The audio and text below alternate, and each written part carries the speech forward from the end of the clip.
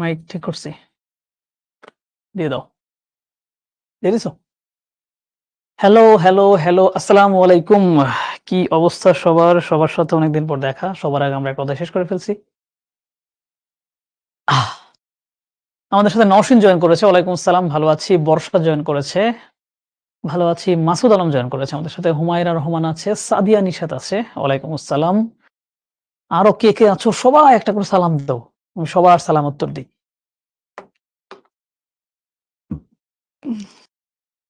নুসরাত হক আছে, ওয়ালাইকুম আসসালাম। সলভিং ক্লাস বলে সম্ভবত একটু পোলাপান কম আসবে, যেটা আমার অতীত অভিজ্ঞতা যেটা বলে। মাহির, ওয়ালাইকুম আসসালাম, ভালো আছে আলহামদুলিল্লাহ। জিনিয়া আছে, তানজিলা আক্তার আছে আমাদের সাথে, ওয়ালাইকুম আসসালাম। দেখি আর কে কে জয়েন করে। সাদমান, ওয়ালাইকুম আসসালাম। দাও দাও দাও, যে ঝুমা আছে, ভালো আছে আলহামদুলিল্লাহ। নর্মালি যেটা হয়, অনেক সময় আমাদের একটা ধারণা থাকে এরকম যে অনলাইন ক্লাসে হয়তোবা শুধু কনসেপ্ট পড়ানোই হয়, এখানে মনে হয় পরীক্ষার জন্য স্পেশালি প্রশ্ন উত্তর বা সলভিং ক্লাস রাখা হয় না, বাট আমরা রাখি। এই যে এর মাধ্যমে জয়েন করে ফেলেছে তানজিলা আক্তার, সাদমান জয়েন করেছে, ঝুমা জয়েন করেছে, বর্ষা জয়েন করেছে, হুমায়া জয়েন করেছে, তারপরে আসিফ হোসেন জয়েন করেছে। জি সাদমান, ভালো আছি। নিশাত তাসনিম বলেছে কেমন আছেন? ভালো আছি। বর্ষা, ওয়ালাইকুম আসসালাম, ভালো আছি। লিজা আক্তার আছে আমাদের সাথে, এমএসটি হুমায়রা আক্তার আছে, জেবা আফিয়া। ওকে, আমি হচ্ছে তোমরা এই যে এখন অনেকে জয়েন করে ফেলছে, সবাই জয়েন করো। আমি তোমাদের একটু কিছু বিষয় একটু জানতে চাই তোমাদের কাছ থেকে, যেহেতু এটা নিয়ে হচ্ছে আমি ভূগোলের ৩ নম্বর ক্লাস নিচ্ছি। এখানে এমন কেউ কি আছো যে হচ্ছে ভূগোল নেও নাই বাট তারপরেও ক্লাসে ঢুকে গেছো? এমন কেউ আছে? আজকে শুধু ভাইয়া ক্লাস কি শুধু আজকে শুরু হলো? না না সাদমান, আজকে শুরু হয় নাই। আমাদের রেগুলার ক্লাস শুরু হয়ে গেছে হচ্ছে গত ১৪ তারিখ থেকে, এবং ভূগোলের এটা ৩ নাম্বার ক্লাস। বুঝতে পারছো?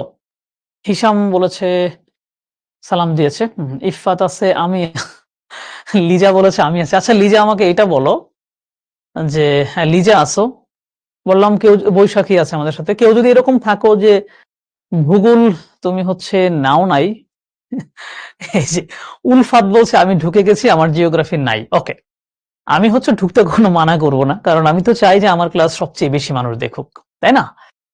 তো আমাকে এটা বলো যে তোমার এই সাবজেক্ট না নেওয়া সত্ত্বেও তুমি কি মনে করে ক্লাসে এসেছো? ভুল করে ঢুকে গেছো, নাকি তুমি জেনে শুনেই ক্লাস করার জন্য আসছো? একটু আমি জানাও তো। বকুল আছে আমাদের সাথে, সজীব, হ্যাঁ আজকে শুধু সিকিউ হবে, কারণ এর আগের ক্লাসে আমরা শুধু এমসিকিউ করছি এবং তার আগের ক্লাসে আমরা কনসেপ্ট আলোচনা করেছি। সো যেহেতু এই অধ্যায়টা একদম ছোট ছিল, তাই এইটা এক ক্লাসের মাধ্যমেই কনসেপ্ট সব বুঝায় ফেলতে পারছি। অন্যান্য অধ্যায়গুলো ধরো ২-৩টা ক্লাসের মাধ্যমে পুরো অধ্যায় পড়ানো হবে, এরপরে সেটার উপরে একটা এমসিকিউ ক্লাস হবে, একটা সিকিউ ক্লাস হবে। লেখক তপন কুমার, তপস কুমার না তপন কুমার, তিশামণি বলছে। আসলে বই তো সবই ভালো, কিন্তু আমি যেটা বললাম যে মুজাম্মেল হকের বইটা হচ্ছে একটু কিনে নিও, এই বইটা একটু বেশি ভালো। লিজা বলছে আমার অনেক ভালো লাগে ভূগোল ক্লাস। ওকে, আসিফ বলছে ক্লাস শুরু করব, ক্লাস শুরু করার জন্য অস্থির হয়ে গেছে, কারণ আজকে আমাদের ক্লাসের টাইম কয়টা পর্যন্ত জানো তো? তো ব্যাপারটা তুমি যদি এরকম ভাবো যে ৯টায় ক্লাস শুরু হয়েছে, আমি তাড়াতাড়ি করে পড়ায় ৩০ মিনিটের মধ্যে ক্লাসটা শেষ করে দিলাম, তাই কি তোমরা বাড়ি যেতে পারবা? না।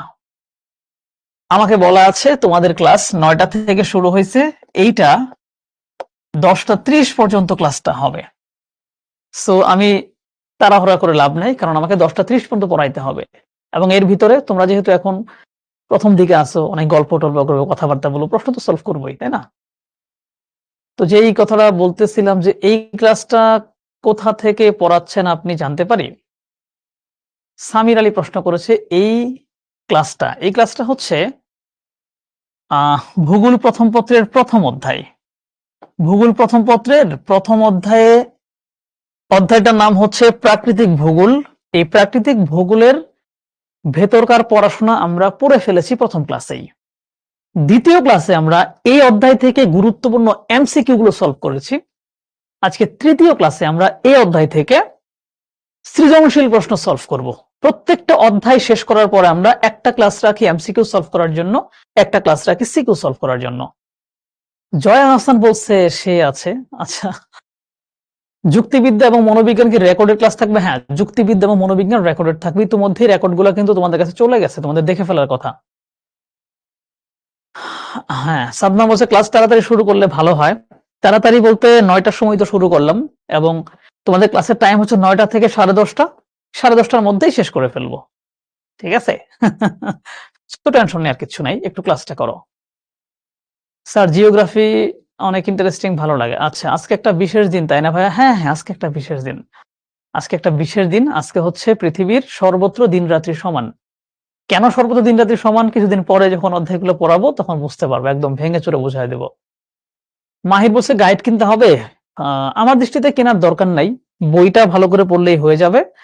আর প্রত্যেকটা চ্যাপ্টার শেষে আমরা প্র্যাকটিস বুক দেব, যেখানে প্রচুর পরিমাণে সৃজনশীল প্রশ্ন দেওয়া থাকবে, এমসিকিউ দেওয়া থাকবে, ক নম্বর দেওয়া থাকবে, খ নম্বর দেওয়া থাকবে, ওগুলো পড়লেই হয়ে যাবে।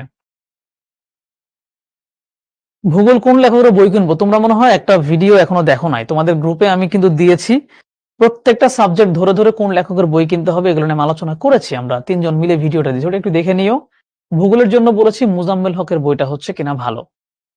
আমার অক্ষরপত্র বই আছে, পড়া তো অবশ্যই যাবে, সব বই তো বেসিক্যালি প্রায় একই ধরনের তথ্যই থাকে, বাট এই বইটা আমি একটু বেশি ফলো করি এবং এই বইটা একটু বেশি ভালো। হ্যাঁ, মানচিত্র দেখলে সব সহজ হয়ে যায়, সজীব বলেছে। আমার ফেভারিট সাবজেক্ট জিওগ্রাফি, বাট কলেজে নাই এই সাবজেক্ট স্যাডলি। আচ্ছা, উলফাত তার কাছে হ্যাঁ, এরকম হইতেই পারে। তারপরে তোমার বেশি ভালো লাগলে আমাদের ক্লাস মাঝে মাঝে তুমি বসে করতে পারো, ঠিক আছে, কোনো সমস্যা নেই। লেখকের নাম আচ্ছা আচ্ছা, মোয়াজ্জেম হোসেন। ওই যে মুজাম্মেল হক হচ্ছে পৌরনীতি লিখছে, মোয়াজ্জেম হোসেন লিখছে হচ্ছে এইটা, সো দুইটা আমি শুধু গোলায় ফেলি। ঠিক আছে, আমি হচ্ছে একটু পড়াই, মাঝখানে হচ্ছে এই ক্লাসের মাধ্যমে প্রথম অধ্যায় শেষ হবে। আমি এখন একটু কমেন্ট অফ করে দিচ্ছি। আমি একটু কমেন্ট অফ করে দিয়ে পড়াই, সবসময় নর্মালি কমেন্ট অফ করে দিয়েই আমি পড়াই। মাহির বলেছে অর্থনীতি, ভূগোল, ইতিহাস, কৃষি শিক্ষা এই সাবজেক্টগুলো নিয়েছে, খুব ভালো, খুব ভালো হয়েছে। অর্থনীতি, ভূগোল, ইতিহাস, কৃষি শিক্ষা খুব ভালো হয়েছে, পড়ে ফেলো। ওকে, তোমাদের কিছু কনফিউশন প্রথমে আমি একটু দূর করে দেই। কনফিউশন দূর করার পূর্বে এটা হচ্ছে আমার পরিচয়। সো আই থিঙ্ক তোমরা এখানে সবাই আমাকে আগে দেখেছো, মানে যেহেতু আগের ক্লাসগুলো যদি করে থাকো। অনেকেই নতুন জয়েন করতে পারো, তোমাদেরকে আমি একটু কনফিউশন গুলো একটু ক্লিয়ার করি যে আমরা একটা অধ্যায় কিভাবে পড়াই। একটা অধ্যায় প্রথমত হচ্ছে একটা অধ্যায়ের ভিতরে যা যা থাকে এটাকে ধরো আমরা বলতেছি main content. Main content. So একটা অধ্যায়ের ভিতরে মেইন কন্টেন্ট পড়াইতে কখনো কখনো আমাদের 3টা ক্লাস লাগে, কখনো 4টা ক্লাস লাগে, কখনো 5টা ক্লাস লাগে, কখনো একটা ক্লাস লাগে। সো মেইন কন্টেন্টটা হচ্ছে আমরা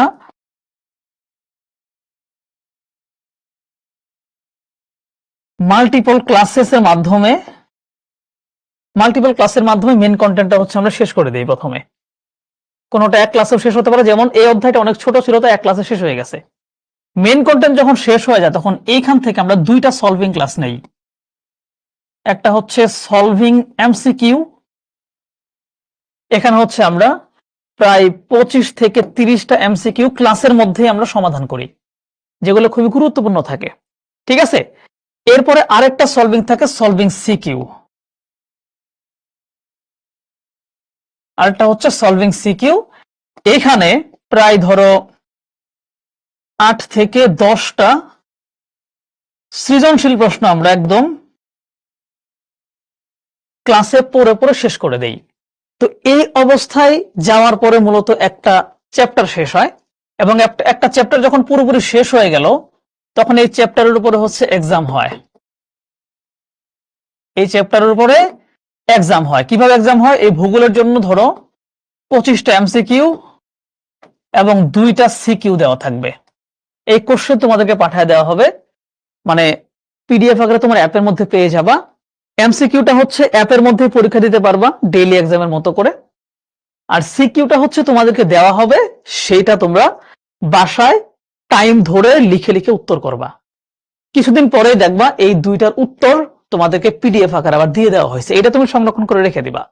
তাহলে কি হলো দেখো, একটা অধ্যায় প্রথমে আমরা কন্টেন্টটা খুব ভালো করে বুঝলাম, এরপরে এই অধ্যায় থেকে গুরুত্বপূর্ণ এমসিকিউ গুলো আমি নিজে সলভ করে দিলাম, তোমাদের গুরুত্বপূর্ণ সিকিউ এর প্যাটার্ন সলভ করে দিলাম। এরপরে তুমি আবার একটা চমৎকার এক্সাম দিলা, এর মাধ্যমে একটা অধ্যায় পরিপূর্ণভাবে শেষ হয়ে যাবে। আর একটা অধ্যায় পরিপূর্ণ শেষ হওয়ার পর আমরা নতুন একটা অধ্যায় শুরু করব। সাধারণত এইভাবে পড়ানোর পর কোনো ধরনের প্রশ্ন আমাদের শিক্ষার্থীদের মাঝে থাকে না। বুঝতে পারছো? তো তোমরা হচ্ছে যারা শুধু লাইভ ক্লাস করবা ভেবে রাখছিলা যে অ্যাপে ঢুকছি শুধু লাইভ ক্লাস করব, লাইভ ক্লাস না, শিখো হচ্ছে একটা পূর্ণাঙ্গ প্ল্যাটফর্ম। এখানে তুমি লাইভ ক্লাস করার পাশাপাশি আরো যে অনেক অনেক ব্যাপার আছে সেগুলো তোমাকে নিতে হবে, সেই প্র্যাকটিস গুলো তোমায় করতে হবে। তো আমরা হচ্ছে প্রথম ক্লাসে কন্টেন্ট শেষ করে দিয়েছিলাম, কারণ এই অধ্যায়টা অনেক ছোট, এক ক্লাসে শেষ হয়ে গেছে। দ্বিতীয় ক্লাসে আমরা এমসিকিউ করিয়েছি, আজকে হচ্ছে আমরা সিকিউ করাচ্ছি। এর মাধ্যমে আমাদের ভূগোল প্রথম পত্রের প্রথম অধ্যায় শেষ। আমি জানি বিভিন্ন জায়গায় হয়তো এখন কলেজে ক্লাস শুরুই হয় নাই, বাট আমরা একটা অধ্যায় কিন্তু শেষ করে ফেলেছি, কারণ আমরা সবসময় জানি যে এইচএসসির লাইফটা হচ্ছে খুবই শর্ট, 1.5 বছরের ভিতরেই দেখবা তোমাদের সব শেষ করতে হবে। এবং এই শর্ট টাইমে একটা ভালো প্রিপারেশনের জন্য বছরের শুরু থেকে সিরিয়াস থাকতে হয়, রেগুলার থাকতে হয়। আর এই রেগুলারিটা হচ্ছে আমরা খুব চমৎকার ভাবে মেনটেন করি। ঠিক আছে? তো প্রথমে হচ্ছে আমরা একটা প্রশ্ন দেখতে পাচ্ছি। সো এই প্রশ্নটা দেখার পূর্বে আমরা সবাই সৃজনশীল সম্পর্কে একটা ভালো ধারণা কিন্তু রাখি বলে আমি ধরে নিচ্ছি।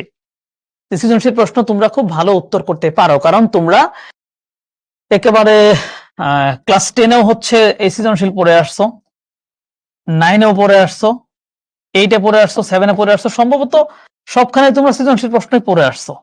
সো এতদিনে সৃজনশীল প্রশ্ন লেখার প্যাটার্ন তোমাদের শিখে ফেলার কথা। যদি শিখে ফেলা না হয় তাহলে আজকে আমি তোমাদের একটা ভিডিও সাজেস্ট করব, যে ভিডিওটা আমি এখানে প্লে করে তোমাদের দেখায় দিব যে কোত্থেকে ভিডিওটা খুঁজে পাবা। আমারই ভিডিও, আমি একেবারে ধরে ধরে একটা ক নম্বর প্রশ্ন কিভাবে অ্যান্সার করতে হয় অল্প সময়ে, একটা খ নম্বর প্রশ্ন কিভাবে অ্যান্সার করতে হয়, কিভাবে খ নম্বরে লিখলে সেখানে অবশ্যই 2-এ 2 নম্বর পাওয়া যায়, সেটা হচ্ছে এরকম ভূগোলের মতো সাবজেক্টেও, ইতিহাসের মতো সাবজেক্টেও সেই ব্যাপারগুলো হচ্ছে আমি তোমাদের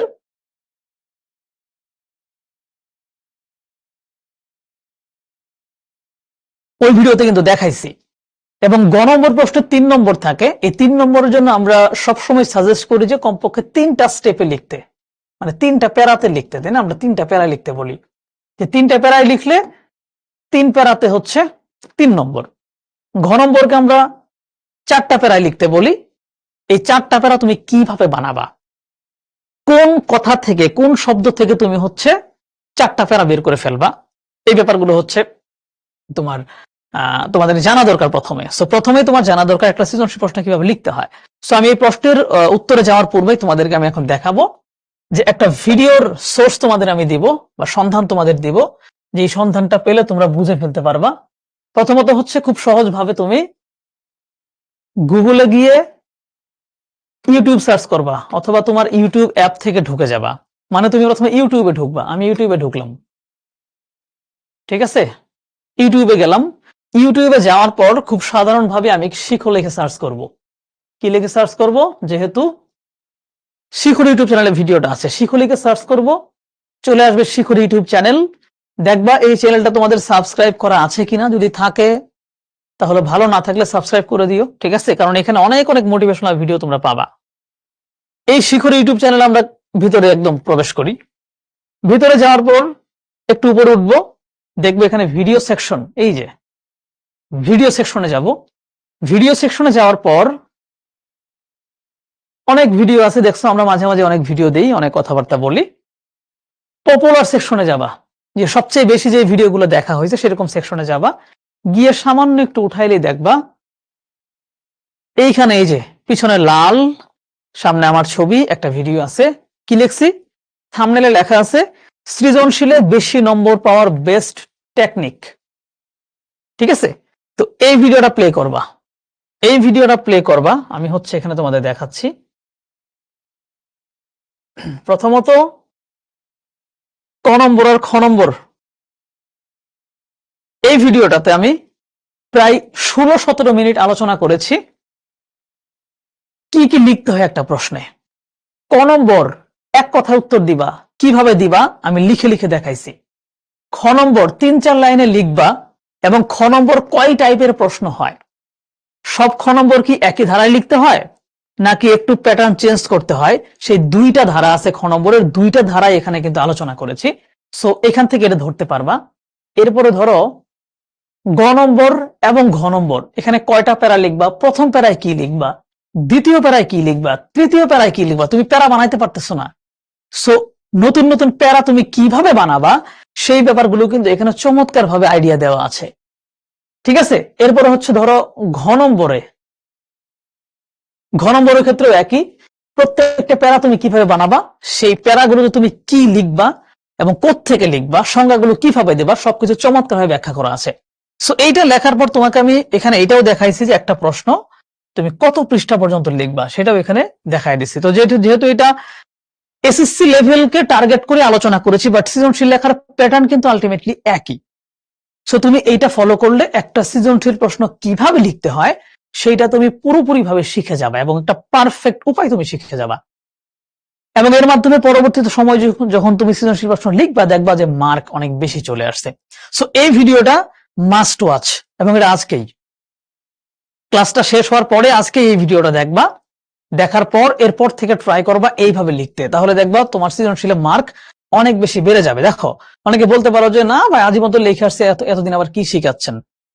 এইবার যারা এই যে তোমাদের ব্যাচেই কিন্তু আমাদের যারা শিক্ষার্থী ছিল, আমি জানি না এখানেও কেউ আছো কিনা, বিজিএস এ মানে বাংলাদেশ ও বিশ্ব পরিচয়ে 95 এর উপরে কিন্তু অনেক শিক্ষার্থী মার্ক পাইছে, এবং তারা হচ্ছে বিভিন্ন জায়গায় আমার সাথে দেখা করে কথাবার্তাও বলছে যে ভাইয়া আপনার ওই মানে শেখানোর প্যাটার্নটা, কারণ এই ভিডিওটা ইতিমধ্যে 4 লাখ মানুষ দেখে ফেলছে আমার এখানে ইউটিউব থেকেই, এটা তাদের খুবই কাজে লাগছিল। সো এইটাই আর কি। সো তুমি হচ্ছে বিশ্বাস করে ভিডিওটা দেখে নিও। এবার হচ্ছে আমরা প্রশ্নে চলে যাব। সাধারণত সৃজনশীল প্রশ্নে কি থাকে, একটা অনুচ্ছেদ থাকে, প্রকৃতি ও পরিবেশ নিয়ে জার্মানির কোনিগ্সবার্গ বিশ্ববিদ্যালয়ে অষ্টাদশ শতকের গোড়ার দিকে বিস্তর গবেষণা করা হয়। কি নিয়ে গবেষণা করা হয়? প্রকৃতি ও পরিবেশ নিয়ে। এখন এই অধ্যায়ের প্রশ্নগুলা কেন সহজ? কারণ আমরা জানি যে এই অধ্যায়টা হচ্ছে প্রাকৃতিক ভূগোলের উপরে। সো বোঝা যাচ্ছে প্রকৃতি এবং পরিবেশ নিয়ে যদি আলোচনা করে, এটা তো প্রাকৃতিক ভূগোল নিয়ে আলোচনা করে। সো প্রশ্নটা আসছে প্রাকৃতিক ভূগোল থেকে, এবং এই অধ্যায়ের কন্টেন্ট এত কম, এই অধ্যায় থেকে একটা পারফেক্ট সৃজনশীল প্রশ্ন বানানো অনেকটা কঠিন হয়ে যায়। একটা পারফেক্ট সৃজনশীলে কি হয়, উদ্দীপকের সাথে ক নম্বর আর খ নম্বরের খুব একটা রিলেভেন্সি থাকে না, কিন্তু এই অধ্যায়টা যেহেতু শুধু প্রাকৃতিক ভূগোলের বিষয়বস্তু, পরিধি, প্রকৃতি এগুলো নিয়ে আলোচনা করছে, সো এখানে ক নম্বর, খ নম্বর, গ নম্বর, ঘ নম্বর একই টপিকের মধ্যেই পড়ে যায়। তাই এই অধ্যায়ের প্রশ্নগুলো কিন্তু পারফেক্ট সৃজনশীল প্রশ্ন না, পড়তে হবে। সো আমাদের পড়া লাগতেছে, তাই না? প্রকৃতি এবং পরিবেশ নিয়ে জার্মানির কোনিগ্সবার্গ বিশ্ববিদ্যালয়ে অষ্টাদশ শতকের গোড়ার দিকে বিস্তর গবেষণা করা হয়। ভূগোলবিদ ইমানুয়েল কান্ট বিশ্ববিদ্যালয়ে এ সংক্রান্ত বিষয় নিয়ে গবেষণা করতেন। কে করত? Immanuel Kant. এরই ধারাবাহিকতায় আমরা বর্তমানে অশ্বমণ্ডল, বায়ুমণ্ডল এবং বাড়িমণ্ডল সম্পর্কে জানতে পারতেছি। অশ্বমণ্ডল কি জিনিস? অশ্বমণ্ডল হচ্ছে মূলত এই যে আমাদের যে ভূপৃষ্ঠের প্রথম যে লেয়ারটা, প্রথম স্তরটাকে হচ্ছে অশ্বমণ্ডল বলে। তার মানে বোঝাচ্ছে আমাদের ভূপৃষ্ঠ, ভূমিমণ্ডল এটা হচ্ছে অশ্বমণ্ডল। বায়ুমণ্ডল হচ্ছে এই ভূপৃষ্ঠ থেকে শুরু করে এই উপর দিকে যে বাতাসের যে আবরণ, গ্যাসের যে আবরণ, এটা হচ্ছে বায়ুমণ্ডল। আর বাড়িমণ্ডল হচ্ছে মূলত সমুদ্র বা পানি অঞ্চলটা। তো এই তিনটা বিষয় নিয়েই কিন্তু আমাদের এই পৃথিবী, তাই না? বাতাস আছে, মাটি আছে, পানি আছে, তিনটা নিয়েই তো আমাদের পৃথিবী। এই তিনটাকে হচ্ছে আমরা আরো স্পেসিফিক ভাবে ভাগ করতে পারি, যে বিভাজনটাকে আবার বলে হচ্ছে আমরা প্রাকৃতিক ভূগোলের ক্ষেত্র হিসেবে। যেমন আমরা ভূমিরূপ বিদ্যার মধ্যে কি কি আছে? এই যে অশ্বমণ্ডলের মোটামুটি সবকিছুই আছে, সাথে নদ নদী ঢুকে গেছে, মানে মাটির উপরে যা যা ঘটে সবই ঢুকে গেছে, নদ নদী, তারপরে হচ্ছে নদীর উৎপত্তি, পাহাড় পর্বত, এগুলা। এরপরে আছে হচ্ছে জলবায়ু বিদ্যা, যেটা হচ্ছে বায়ুমণ্ডলের সাথে কানেক্টেড, যে বায়ুমণ্ডলের জলবায়ু কিভাবে চেঞ্জ হচ্ছে, কি হচ্ছে না হচ্ছে। এরপর আছে সমুদ্র বিদ্যা, যেটা হচ্ছে সমুদ্রের উৎপত্তি, সমুদ্রের তলদেশের গঠন, সমুদ্রে কি কি জিনিস আছে, সমুদ্রের স্রোত কোন দিকে যায়, ঢেউ কোন দিকে যায়, এইটা। এবং লাস্টে আছে হচ্ছে জীবমণ্ডল, যে এই যে তিনটা জায়গার কথা বললাম, বাতাস, সমুদ্র, মাটি, এই পুরো জায়গাতে যেখানে যেখানে যে জীব বসবাস করে, এই জীবগুলো নিয়ে এবং জীবের বসবাসের ভিত্তিতে পৃথিবীকে কয়টা ভাগে ভাগ করা হয়েছে, কোন এরিয়াতে কোন ধরনের জীব বেশি হয়, এই পুরো ব্যাপার নিয়ে আলোচনা করা হচ্ছে জীবমণ্ডল। তার মানে মোটামুটি কিন্তু বায়ুমণ্ডল, বাড়িমণ্ডল, অশ্বমণ্ডল এই সবকিছুই কাভার করতেছি 4টা ক্ষেত্রের মাধ্যমে। আর ওই 4টা ক্ষেত্র হচ্ছে মূলত প্রাকৃতিক ভূগোলের ক্ষেত্র। সো এখানে আলটিমেটলি প্রাকৃতিক ভূগোল সম্পর্কে একটা হিন্টস দিছে। এবার আমরা প্রশ্ন দেখি। নিয়ম অনুযায়ী ক নাম্বার আর খ নাম্বারে প্রাকৃতিক ভূগোল থেকে প্রশ্ন আসা উচিত ছিল না, বাট এই অধ্যায়টা তো আসলে এইটা নিয়েই। সো প্রথম অধ্যায়ের প্রশ্নগুলো কিন্তু পারফেক্ট প্রশ্ন না, আমি আগে বলেছি। প্রাকৃতিক ভূগোল কি নামে পরিচিত? প্রাকৃতিক ভূগোলের প্রকৃতি ব্যাখ্যা করো, উদ্দীপকে নির্দেশিত ভূগোলের সাধারণ ক্ষেত্রগুলো ব্যাখ্যা করো, ভূগোলের উক্ত শাখাটির প্রকৃতি এবং পরিসর আলোচনা করো। খেয়াল করে দেখো, দুইটা প্রশ্ন উত্তর কিন্তু সেম হয়ে যাচ্ছে। উদ্দীপকে নির্দেশিত ভূগোলের সাধারণ ক্ষেত্রগুলো আলোচনা করো। উদ্দীপকে নির্দেশিত ভূগোলটা কি? প্রাকৃতিক ভূগোল। এই প্রাকৃতিক ভূগোলের ক্ষেত্রগুলো কি কি? 4টা ক্ষেত্র: ভূমিরূপবিদ্যা, জলবায়ুবিদ্যা, সমুদ্রবিদ্যা, আর এটা হচ্ছে জীবমণ্ডল, তাই না? আবার এখানে বলছে এই শাখাটির প্রকৃতি এবং পরিসর। ওই পরিসরের কথা বললেও কিন্তু পরিসরের ভিতরে আলটিমেটলি ওই 4টা জিনিসই ঘুরে ফিরে আসে। সো দুইটা জায়গায় প্রায় একই ধরনের উত্তরই করা লাগতেছে। আমরা প্রশ্নগুলো দেখি, উত্তরগুলো দেখি। প্রাকৃতিক ভূগোল কি নামে পরিচিত? প্রাকৃতিক ভূগোল হচ্ছে জিও সিস্টেম এবং ফিজিওগ্রাফি নামে পরিচিত। এগুলো আমাদের মুখস্থ রাখতে হবে, উত্তর দিতে হবে। খ নম্বর, প্রাকৃতিক ভূগোলের প্রকৃতি ব্যাখ্যা করতে বলছে। প্রকৃতি কি জিনিস? মূলত নেচার। প্রকৃতি হচ্ছে, মনে করো তোমার নেচার কি, বা এমন হতে পারে যে তোমার বৈশিষ্ট্য। যদি আমি বলি যে তোমার নেচারটা কি, তাহলে তুমি বলতে হবে তুমি আসলে কি করো, তুমি কি, তোমার বৈশিষ্ট্য কি, এগুলো হচ্ছে তোমার নেচার। তাহলে প্রাকৃতিক ভূগোলের প্রকৃতি কি বা নেচারটা কি? যে প্রাকৃতিক ভূগোল পৃথিবী নিয়ে আলোচনা করে। প্রাকৃতিক ভূগোল পৃথিবীর সাথে অন্যান্য গ্রহের সম্পর্ক বিশ্লেষণ করে। প্রাকৃতিক ভূগোল বায়ুমণ্ডল নিয়ে কথাবার্তা বলে। প্রাকৃতিক ভূগোল ভূমিরূপ নিয়ে কথাবার্তা বলে। এটাই তার কাজ, এটাই তার প্রকৃতি। ঠিক আছে? তারপর দেখি আনসারটা কিভাবে দিছে, যে প্রাকৃতিক ভূগোলের মূল বিষয়বস্তু হচ্ছে পৃথিবীর বিভিন্ন প্রাকৃতিক বিষয়বস্তুর বর্ণনা করা। মূল বিষয়বস্তুটা বলে দিছে। খ নম্বর প্রশ্ন লেখার প্যাটার্ন এটাই। আমরা খ নম্বর প্রশ্ন চেষ্টা করব যে প্রথম লাইনে, উত্তরের প্রথম লাইনে মূল কথাটা বলে দেব আমরা। এতে করে কি হবে, এক লাইনের মাধ্যমে আমি 1 নম্বর পেয়ে যাব। এরপরে ওই জিনিসটার ব্যাখ্যা করব পরবর্তী 3 থেকে 4টা লাইনে। তাহলে হচ্ছে আমি এখানে 2 এ 2 পাবো। প্রথম লাইনে হচ্ছে এখানে এক লাইনে বলা যায় না, তারপরও চেষ্টা করা হয়েছে যে এক লাইনে যতটুকু বলা পসিবল, যে প্রাকৃতিক ভূগোলের মূল বিষয়বস্তু হচ্ছে পৃথিবীর বিভিন্ন প্রাকৃতিক বিষয়বস্তুর বর্ণনা করা। এটা মূল বিষয়বস্তু, এটাই তার প্রকৃতি, এটাই তার নেচার। এরপর ব্যাখ্যা দিছে যে সময় পরিবর্তনের সাথে সাথে প্রাকৃতিক ভূগোলের প্রকৃতি পুনরায় পুনরায় পরিবর্তিত হচ্ছে। পৃথিবীর পরিবেশ যেসব জড় উপাদান দ্বারা গঠিত, তার অবস্থান, বৈশিষ্ট্য প্রভৃতি প্রাকৃতিক ভূগোলের মূল প্রতিপাদ্য বিষয়। মানে যে বলছি, ও মূলত কি করে, ওইটাই ওর নেচার। ঠিক আছে? অর্থাৎ প্রাকৃতিক পরিবেশের বিশেষ করে বৈচিত্র্যময় ভূমিরূপ এবং এর পরিবর্তন প্রক্রিয়া, বায়ুমণ্ডল, জলবায়ু এবং জীবমণ্ডলের গতি প্রকৃতি পর্যালোচনা করাই হচ্ছে প্রাকৃতিক ভূগোলের প্রকৃতি। অনেকে প্রশ্ন করতেছিল যে বই কোনটা কিনবো বা অন্য একটা কিনে ফেলছো। এইচএসসি লাইফে কিন্তু একাধিক বই পড়তে হয়। তোমার প্রত্যেকটা সাবজেক্টের কমপক্ষে 2টা করে বই থাকলে ভালো, এবং এটা খুবই বেস্ট। 3টা থাকলে আরো ভালো, কারণ সকল কিছু সকল বইয়ে খুব ভালো করে ব্যাখ্যা দেওয়া থাকে না, কোনো কোনোটা একটু কম ব্যাখ্যা দেওয়া থাকে, ওইটা হচ্ছে আরেক বই থেকে কভার করে নিতে হয়। সো তোমরা যে বই কিনো না কেন, আমি বলবো ভূগোলের জন্য মুয়াজ্জেম হোসেনের বইটা তোমরা অবশ্যই কিনবা। এই বইটাতে অনেক ভালো করে ব্যাখ্যা করা আছে। সো তোমার কাছে 2টা বই থাকাটা এটা অস্বাভাবিক কিছু না, 2টা বই থাকলে এটা আরো ভালো। ওকে, খ নাম্বার গেল। গ নম্বর, উদ্দীপকে নির্দেশিত ভূগোলের সাধারণ ক্ষেত্রগুলো ব্যাখ্যা করো। উদ্দীপকে কি নির্দেশ করছে আমরা প্রথম লাইনে বলে দিব যে উদ্দীপকে প্রাকৃতিক ভূগোলের কথা নির্দেশিত হয়েছে। এখন এই প্রাকৃতিক ভূগোলের সাধারণ ক্ষেত্রগুলো কি কি? সাধারণ ক্ষেত্রগুলো হচ্ছে একটা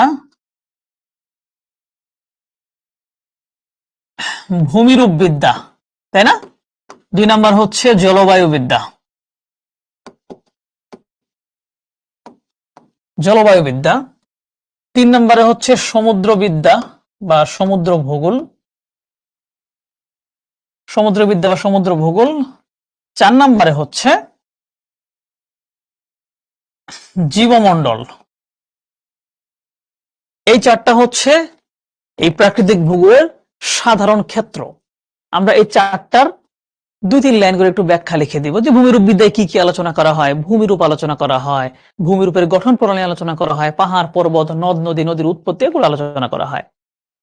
জলবায়ু বিদ্যায় কি করা হয়, বায়ুমণ্ডল, বায়ুমণ্ডলের গঠন, উপাদান, বৃষ্টিপাত, প্রাকৃতিক বিভিন্ন দুর্যোগ এগুলো আলোচনা করা হয়। সমুদ্রবিদ্যা আলোচনা করা হচ্ছে সমুদ্রের ঢেউ, সমুদ্রের স্রোত, জোয়ার ভাটা, সমুদ্রের তলদেশ, সমুদ্রের সীমানা, এগুলো নিয়ে আলোচনা করা হয়। আর জীবমণ্ডল আলোচনা করা হয় এই যে একেবারে আকাশ থেকে শুরু করে মাটির নিচ পর্যন্ত এই পুরো জায়গার ভিতরে যত ধরনের জীব আছে তাদের উৎপত্তি এবং তাদের এলাকা ভিত্তিক বিভাজন এগুলো নিয়ে আলোচনা করে। কোন এলাকায় তারা কি ধরনের খাদ্য পাইতেছে না পাইতেছে এগুলো আলোচনা করে। সো এটা আমরা সংক্ষিপ্ত হয়ে একটা ব্যাখ্যা করে দিলেই গ নম্বর প্রশ্ন আমাদের হয়ে গেল। ঘ নম্বর প্রশ্ন ভূগোলের উক্ত শাখাটির প্রকৃতি এবং পরিসর আলোচনা করতে বলছে। তার মানে এই যে আমরা 4টা ক্ষেত্র লিখছিলাম, এই 4টা ক্ষেত্রই মূলত তার পরিসরটা আলোচনা করতে হবে আর একটু ডিপে গিয়ে, যে 4টা ক্ষেত্রের ভেতরে আরো কি কি আছে, ওই পুরো বিষয়টা হচ্ছে তার পরিসর। সো ওই পরিসরটা ব্যাখ্যা করবে একটা স্টেপে, আর একটা স্টেপে আলোচনা করতে বলছে হচ্ছে প্রকৃতি। ইতিমধ্যেই কিন্তু আমরা খ নম্বর প্রশ্নে প্রকৃতি আলোচনা করে ফেলছি কিছুটা। সো ওইখানে আর একটু স্ট্রাকচার রয়েছে, আমরা প্রকৃতি আলোচনা করব। পয়েন্ট লিখে লিখে প্রকৃতি, ধরো 5টা প্রকৃতি আমরা লিখে দিব যে প্রাকৃতিক ভূগোল পৃথিবী কেন্দ্রিক আলোচনা করে, প্রাকৃতিক ভূগোল জলবায়ু নিয়ে কথাবার্তা বলে, প্রাকৃতিক ভূগোল পৃথিবীর প্রত্যেকটা উপাদান নিয়ে আলোচনা করে, প্রাকৃতিক ভূগোল সমুদ্র নিয়ে কথাবার্তা বলে। এরকম তার প্রকৃতি বা সে কি করে 4-5টা পয়েন্ট লিখবো, একটা স্টেপ আমার হয়ে গেল। এবং পরের স্টেপে গিয়ে আমরা যে এইটার পরিসর আলোচনা করবো। পরিসরগুলোর কি কি আছে, এই যে ক্ষেত্রগুলোর ভেতরে একটু ডিটেইলস আলোচনা, ওগুলো হচ্ছে তার পরিসর। বইয়ের ভিতরে কিন্তু লেখাই আছে। সো এইভাবে হচ্ছে আমরা 4টা স্টেপে উত্তরটা দিয়ে ফেলতে পারি, 3-4টা স্টেপে। পরের প্রশ্ন, ফাহিম প্রথম আলো পত্রিকার একটি কলামে শেষ। যাও আমি দেখি ক্লাস করাই ওদের।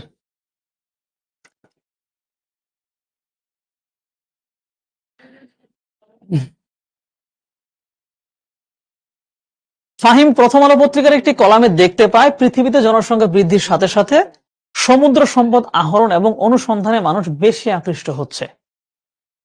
ভাই আপনি কি ভূগোল পড়ছেন আগে? ভূগোল পড়েছি একটু এবং আমি এই ভাই ম্যাথের মানুষ এখানে কি করে? এবং আমি একটা কথা বলতে চাই, তুমি ভূগোল পড়াইছো তো শেষ করে দিছো ভূগোল? না ভূগোল চলতেছে ভাই, পৃথিবীর ভূগোল আজকে। এই দ্রাঘিমা 1 ডিগ্রি চেঞ্জ হলে কয় মিনিট করে চেঞ্জ হয়? এটা ওদের একটু জিজ্ঞেস করি আমরা। বাবুরা বলো তো দেখি। আগে তার আগে বলি, তোমরা কি ভাইকে চিনতে পারছো? একটু কমেন্ট করো। ওরা আমাকে চেনে, ওরা আমারে চিনো? ওরা আমাকে চেনে। এই বলো, দ্রাঘিমা 1 ডিগ্রি চেঞ্জ হইলে সময় কতটুকু চেঞ্জ হয় দেখি। এই লেখা যাবে না। মোসো মোসো মোসো ও আমাকে লিখছে না, ওরা আমাকে চেনে না। মুগ্ধ আমাকে চেনে না। এই মুগ্ধ, তোর মাথায় বেল ফেলবো ঠাস ঠাস করে ক্লাসের দিনে। যারা কালকে ক্লাস আছে ওদের সাথে আমার প্রশ্নটা আউট করে দিলে আমি বেশি ঠিক করে দিই। 4 মিনিট। ওদের আপনি কি পড়াবেন? মারে মা, এরা পারে সব। ওদের আপনি কি পড়াবেন? এটা এইচএসসি 27 না? আপনি যে কালকে বললেন যে ক্লাস নেবেন, ওদের কি পড়াবেন? ও সরি টু সে, আমি তো এদের সাথে ক্লাস আমার হয় না। আমি ভুলে গেছিলাম। যাই হোক, একটু নিচে ধরতে হবে, কথা ভাই। ও আচ্ছা, কথা ফেটে যায় না। এরা তো হচ্ছে ভাই বাংলাদেশে প্রথম, ওরা মানবিকের একটা অনলাইন ব্যাচ। এটা তো মানবিক, এটা মানবিক শিক্ষক এখন মানবিক হয়ে গেছে, আমি ভুলে মানবিক গেছিলাম। হয়ে গেছে। আগে অমানবিক ছিল, এখন মানবিক হয়ে এই যে গেছে। রায়হান ভাই ওরা আমাকে চেনে না, অনেকেই আমাকে চেনে না। যাই হোক, চিন্তা যদি এসএসসি এলজিপি যারা আসছে ওরা চিনছে। না, সায়েন্সে না, ওই আমি তো জেনারেল ম্যাথের ক্লাস নিয়েছি। মিস ইউ আ লট। এবং যারা হচ্ছে এলজিপি তে ছিল তারা হচ্ছে আপনাকে চিনতে পারছে। যদি লিখে ফেলছে, চিনতে পারছে। একটা সেরা ক্লাস হচ্ছে আমি না সবসময় একটা কথা বলি। তোমরা তো জানো যে আমরা বিসিএস এর প্রিপারেশন নেওয়া মানুষ, মানে আমি বিসিএস এর প্রিপারেশন নিয়েছি। তো বিসিএস এর প্রিপারেশন নিতে যাই তখন আমি প্রথম সাধারণ জ্ঞান পড়েছিলাম। তো সাধারণ জ্ঞান আমার কাছে মনে হয়েছে যে এই 6 দিনের মধ্যে সাধারণ জ্ঞান পড়াইতে কেউ পারে না। বিশ্বাস করো, সাধারণ জ্ঞান মানে হচ্ছে সামাজিক বিজ্ঞান, ভূগোল, এই টাইপের জিনিসপত্র। শাহিদিনের মতো এরকম সাধারণ জ্ঞান পড়ানোর মানুষ বাংলাদেশে নাই। আছে রায়হান আছে ভাই। বিশ্বাস করো না, কিনা না আমি ভাই। জানি না। শাহিদিনের মতো আসলেই নাই। এটা তোমরা আরো পরে বুঝতে পারবা। পরে কোনো একদিন কথা হবে। সবাই ভালো থেকো। আল্লাহ হাফেজ। থ্যাংক ইউ ভাই, আপনি একটু কি মারলেন। এই যে ভাই, এই রায়হানের যে সাথে জ্ঞানের সাথে মহাসাগরের আপনি একটা মণিমুক্তা আর কি, এটা আসলে বুঝতে অর্ধেক টাইম লাগবে। যাই হোক, যেটা বলতে আসছি ভাই, ওরা আজকে কি যেন বলতেছিল যে আপনি সকাল থেকে কানের কাছে বিড়বিড় করতেছেন। এবার ভূগোল নিয়ে মাথার উপরে, মানে এটা বুঝলাম না ভাই, এগুলো কি? না, না, যে আজকে যে একটা বিশেষ দিন, তুমি এটা জানো? আজকে তো বিশেষ দিন, কি আপনার আজকে ওরা, বার্থডে? তোমরা কি জানো আজকে একটা বিশেষ দিন? যারা তোমরা যাদের তোমাদের ভূগোল আছে, তোমাদের জন্য কিন্তু অবশ্যই বিশেষ দিন। সেটা হচ্ছে তোমাদের রায়হান ভাই, এটা বলে দাও। রায়হান ভাই এটা জানে না। আপনার বার্থডে? 23 সেপ্টেম্বর একটা বিশেষ দিন। বার্থডে তো আছে আছে। আপনি বার্থডে এই সামনে দিনে কোনো কি একদিন মঙ্গল আছে। গ্রহে গেছিলেন? এই যে রুবাইয়া বলছে জানি, সায়েদা ঐশী বলছে জানি। একটু বলো না, একটু এই বলে দাও দিনে আজকে কি? শাহিদিন ভাই না, আজকে একটা এই দিনে শাহিদিন ভাই প্রশ্ন ব্ল্যাক হোল একবার না থেকে বুঝলে বের কিভাবে হয়ে, জিজ্ঞেস করতে মঙ্গল পারে? গ্রহ থেকে বের হয়ে পৃথিবী হ্যাঁ, ঘুরে। বকুল, তুমি অবশ্যই প্রশ্ন না বসলে আরেকবার করতে পারবা, কারণ আমি প্রশ্ন করার জন্য সময় দিয়ে দিই। এই যে আব্দুর রহমান বলছে দিন রাত সমান। দিন রাত আবার কিভাবে সমান? এইসব মানে কি কথাবার্তা বলতেছো রে? এই দিন রাত সমান হয় না কখনো। এটা দিন একটা রাত যে ভ্রান্ত ধারণা। দিন রাত যে কেন সমান হয়, ওদের যেদিন আমি এটা পড়াবো, তুমিও সেদিন ক্লাসে চলে আসবা। ঠিক এইভাবে আছে? আপনি এইভাবে এইসব ভূগোল মানে পৃথিবী গোল, ভূগোল বুঝাই দিমু। পৃথিবী মানে গোল, কিন্তু পৃথিবী তো গোল না। পৃথিবী কি আসলেই তো গোল না? ছোট পৃথিবী তো গোল না, কিন্তু সমান। আপনি পড়ান ভূগোল। পড়াই হচ্ছে ভূগোল। দেখো, গোল, তাহলে গোল কি? গোল মানে গোলাকার। ভূ গোলাকার। মানে কি? গোল মানে কি পৃথিবী, আলু, তাই আর না? ভূ মানে পৃথিবী। পৃথিবী একটা আলু। পৃথিবী একটা গোল। তার মানে দেখো, পৃথিবী কি গোল? তোমরা বলো আমার সাথে, একে একে বলো বলো যে পৃথিবী কি গোল না চ্যাপ, কি বলো?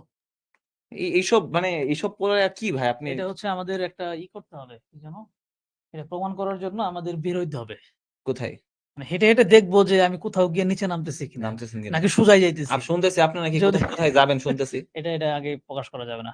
এই ভাই হচ্ছে পৃথিবীর যে পরিব্রাজক। এই নওশিন কিন্তু বলছে কমলা লেবুর মতো। হ্যাঁ, হ্যাঁ, একেবারে তাহলে এই যে গুল বলেন কেন? কমলা, তাহলে একদম পুরোপুরি ভূ কিন্তু গোল কমলা না। লেবু, হুম, ভূ কমলা লেবু। ভূ কমলা লেবু। হ্যাঁ, এটা সংক্ষিপ্ত করো। কমলা লেবু, তাহলে কলে, হ্যাঁ, ভূকলে। ভূগোলে, হ্যাঁ ভূগোলে খুব সুন্দর, নতুন নতুন একদম হচ্ছে ডিম্বাকার। ডিম্বাকার। আহা হা হা হা। ডিমের আকারটা আবার কি? এটা নিয়ে তো প্রশ্ন থাকতে পারে। ডিমের আকারটা, হ্যাঁ। কিন্তু কমলা লেবু বলছে এটা সুন্দর একটা হয়ে গেছে। ভূকলে। ভূগোলে, ভূগোল, হ্যাঁ। কমলা, লেবু, লেবু। ভূগোলে। ভূকলে। আজকে থেকে এই ভূগোলে নামটা হবে। কেমন হয়েছে এটা বলো। এই না- অনেক লেবু গোল হয়। আরে মানে এই কনফিউশন আসবে আর কি। যাই হোক, এখন বিষয় হচ্ছে কি ক্লাস হয়? একজন আসছে, রিয়াদ আসছে, বিপি রিয়াদ, মানে ও ওর বিপি বিপি মানে রিয়াদ কি ওর বাংলাদেশ পুলিশ নাকি? ব্লাড প্রেশার অনেক ব্লাড বেশি প্রেশার, আর কি, আচ্ছা এই জন্য ও বিপি বুঝতেছে রিয়াদ। না আসলে। Blood pressure Riyad. আজকে হচ্ছে ভূগোলের ক্লাস হয় এবং আজকে হচ্ছে একটা সলভিং ক্লাস হয়। নাভিদ বলছে আপেলের মতো। আচ্ছা, আপেলের মতো। আপেলের মতো ভাই? আপেল কি আপেলের তো এক সাইড এরকম থাকে, বোটা যেখানে থাকে ওখানে তো একটু ছিদ্র থাকে। ছিদ্র পৃথিবীর থাকে? না না আছে তো, পৃথিবীর বিভিন্ন সাগর মহাসাগর তো ছিদ্র মিদ্র আছে। ভালোই বলছে, খারাপ না। এই তুমি যোগাযোগ করে পার্সোনালি হ্যাঁ, তার এই যে সাথে। হিসাম বলছে পৃথিবী সমতল। এটা হচ্ছে আমরা এক চোখে তো দেখতেই পারি, চাইলেই তো দেখি যে সমতল মাটি। হুম। তাই না? এখানে তো কোনো দ্বিমত করার আচ্ছা, সুযোগই আমি নাই। একটা এখানে একটু আমি ক্রেডিট নিতে চাই। এখানে হিস্ট্রি কে কে আছে? ইতিহাস। আচ্ছা আচ্ছা, এখান থেকে ইতিহাস কার কার আছে একটু জানাও তো। আর ইতিহাস ক্লাসগুলো কেমন লাগতেছে এটাও জানাও। দেখলাম কয়েকজন পোস্ট করছে, খুব ভালো লাগছে। হ্যাঁ, আমি দেখি নাই কোথাও। প্র্যাকটিস বুকের পিডিএফ পাওয়া যাবে। এত অস্থির হয়ে তো সমস্যা। পাওয়া যাবে, সায়েদা, আজকে তো কেবল ক্লাস শেষ হচ্ছে। তমাল, সামিহা, রুবাইয়া, তারপর ওদেরকে হচ্ছে ভাই একটা আফিফ কথা বইলা আছে, দেন। ভাই ওদেরকে সাব্বির আছে। আমি কতটা জঘন্য এবং ভয়ঙ্কর এটা বইলা দেন যে আমার এটা হোমওয়ার্ক না করলে ভাই আমি এটা কিন্তু কাউকে ওদিন খুব খেপছি ওদের কাছে। হ্যাঁ, আপনি জাস্ট বইলা দেন যে রায়হান খেপলে কি হয় আর রায়হান কি। কেবলে কিন্তু মারাত্মক ঘটনা ঘটে যায়। আমরা এখানে অফিসে থাকতে পারবো না। ওইটাই তো, ব্যাপারটা তোমরা কঠিন হয়ে কেউ যাবে। যদি হোমওয়ার্ক মিস করো মারবো এখানে। ইতিহাস জিও, সেই ইতিহাস ভালো লাগছে। সবাই কিন্তু হোমওয়ার্ক করবে। দেখো, অনেকে ওদের মধ্যে কনফিউশন জানা, ওরা ভাবতেছে যে এখনো তো কলেজে ক্লাসই শুরু হলো হ্যাঁ, না। হ্যাঁ, শিক্ষতে আমি একটা অধ্যায় শেষ করে ফেললাম। হ্যাঁ। তো এটা নিয়ে হচ্ছে অনেকে বুঝতে পারতেছে না যে আমার কি এখন থেকে শিক্ষক সাথে তাল মিলিয়ে সিরিয়াস হওয়া উচিত কিনা। উচিত কেন? তুমি এই ব্যাপারে একটু কিছু বলে যাও। অবশ্যই এখন থেকে যদি আগে থাকো তার মানে তোমার পরীক্ষার সময় তুমি খালি রিভিশন করবা, আর যদি এখন থেকে তুমি পিছায় থাকো তাহলে পরীক্ষার সময় তুমি পড়বা, তোমার বন্ধু রিভিশন করবে। তার এই ক্ষেত্রে দেখা যাবে তুমি পৃথিবীর থেকে অনেক দূরে ছিটকায় গেছো, মঙ্গল গ্রহে পড়ে গেছো। তো ভাই ভাই ভূগোলে আরো সুন্দর করে বোঝাই দিবে। তো একজন বলছে হ্যাঁ অনেক জীবনে অনেক ভুল হয়, কিন্তু প্রথম কথা হচ্ছে তোমাদের আমরা আগায় যেতে চাই, আমরা হচ্ছে অ্যাডভান্সড, অগ্রগামী। তো অগ্রগামী হইতে চাইলে এখন থেকেই আহ, আগে রাখো আর কি। বড় দুটো উদাহরণ হচ্ছে, যে কলেজগুলো নিয়ে তোমরা হচ্ছে অনেক সময় চিন্তা করতে যে এই হুম, কলেজে যদি পড়তে পারতাম, হুম, নটরডেম, হুম, সেন্ট জোসেফ, হুম, তারপরে হোলি ক্রস, হুম। এই কলেজগুলোতে কিন্তু বছরের প্রথম দিন থেকে ক্লাস হয়। ক্লাস হয় একদম প্রথম 1 তারিখ থেকে ক্লাস শুরু এক হয়েছে ওদের, থেকে তাই না? ক্লাস শুরু হয়ে গেছে এবং ওদের 1 তারিখ থেকে ক্লাস শুরু হয়ে গেছে ওদের, এবং এই টানা ভাবে বই শেষ হওয়ার আগ পর্যন্ত হুম, টানা ওরা পড়াইতেই থাকবে। হুম। সো তুমি মনে করো অন্য একটা কলেজে আছো, তোমার কোনো একটা বন্ধু বা তোমার ব্যাচমেট হুম। 1000-2000 এর মতো পোলাপান হুম। আছে ধরো নটর ডেমে, হুম। ওরা কিন্তু বছরের প্রথম দিন থেকে সিরিয়াস। হুম। আর তুমি যদি মনে করো যে আমার কলেজে তো এখনো পড়াচ্ছে না, হুম। শুধু শিখতে পড়াচ্ছে, আমরা কিন্তু শিখর মাধ্যমে তোমাদের যেই কলেজেরই হও না কেন তোমাদের শুরু থেকে সিরিয়াস রাখার চেষ্টা করি। হুম। তুমি যদি এখানে ভাবো যে কলেজ থেকে পড়াচ্ছে না আমি এত হুম। সিরিয়াস কেন হব, হব না। তুমি এইটুকু ভাবা মানেই কিন্তু ওই যে নটর ডেমের পোলাপান, হোলি ক্রসের পোলাপান, সেন্ট জোসেফের পোলাপান, ওরা কিন্তু হুম। তোমার সাথে আগায় যাইতেছে ওদের আল্টিমেটলি লক্ষ্য হচ্ছে ঢাকা ইউনিভার্সিটি। আলটিমেট লক্ষ্য কিন্তু আল্টিমেট তোমার লক্ষ্য। এইটা না যে সামনের পরীক্ষাটা শুধু একটা পার করে ফেলবা। হুম। আলটিমেট লক্ষ্য ঢাকা ইউনিভার্সিটি। আর ওই লক্ষ্য ভেদ করার জন্য কিন্তু বছরের শুরু থেকে তোমার যদি রেগুলারিটি না থাকে হুম। হবে না। আমি এখনো দেখতেছি যে এখন অনেকেই ভাই এখনো সিরিয়াস হয়ে একটা ওঠে জিনিস, নাই। আমি যখন আসছিলাম তখন আপনার ৮০-৮২ ছিল, এখন ৯০ হয়ে গেছে। So আমি চলে যাই, আমি থাকলে আরো হবে। যাই হোক, আমি আসলে পুরা সবাই চলে আসবে আরকি। একদম। তারা সবাই ইতিহাস হোমওয়ার্ক জমা দিয়ে দিবা, নেক্সট ক্লাসে ফাটাফাটি হবে। হ্যাঁ, তো এবং ভালো, ভালো হোমওয়ার্ক করলে কিন্তু রায়হান নাম ঘোষণা করা নাম যায়। ঘোষণা করে এবং ভাই ওদেরকে স্পেশাল আইসক্রিম খাওয়ার জন্য ব্যবস্থা এবং করে দিই। অফিসে আসলেই আইসক্রিম পাই যাবা। যাই হোক, আচ্ছা রিয়াদ বারবার প্রশ্ন করলো সাবজেক্ট নিয়েছে অর্থনীতি, ভুল হয়েছে। ভুল হবে কেন? আমি তো সবসময় বলি যে তোমরা যে ৪ টা সাবজেক্টের কথা আমি বারবার বলেছি যে ইতিহাস, অর্থনীতি, ভূগোল, পৌরনীতি, এই ৪ টা সাবজেক্ট হচ্ছে বেস্ট 4, মানে বেস্ট কম্বো। এই ৪ টার ভিতর অর্থনীতি আছে। অর্থনীতি তোমার ভুল হবে কি জন্য? ভুল হয় নাই। অবশ্যই ভালো করছো। মনোযোগ দিয়ে শুরু থেকে পড়ার চেষ্টা করো। আর হ্যাঁ, আসলেই তোমরা যদি কখনো ঢাকায় আসো, শিখর অফিসে তোমাদের দাওয়াত থাকলো, এসে আমার সাথে দেখা করে যাইও। অনেকে কিন্তু মাঝে, মাঝে আসে। ঠিক আছে?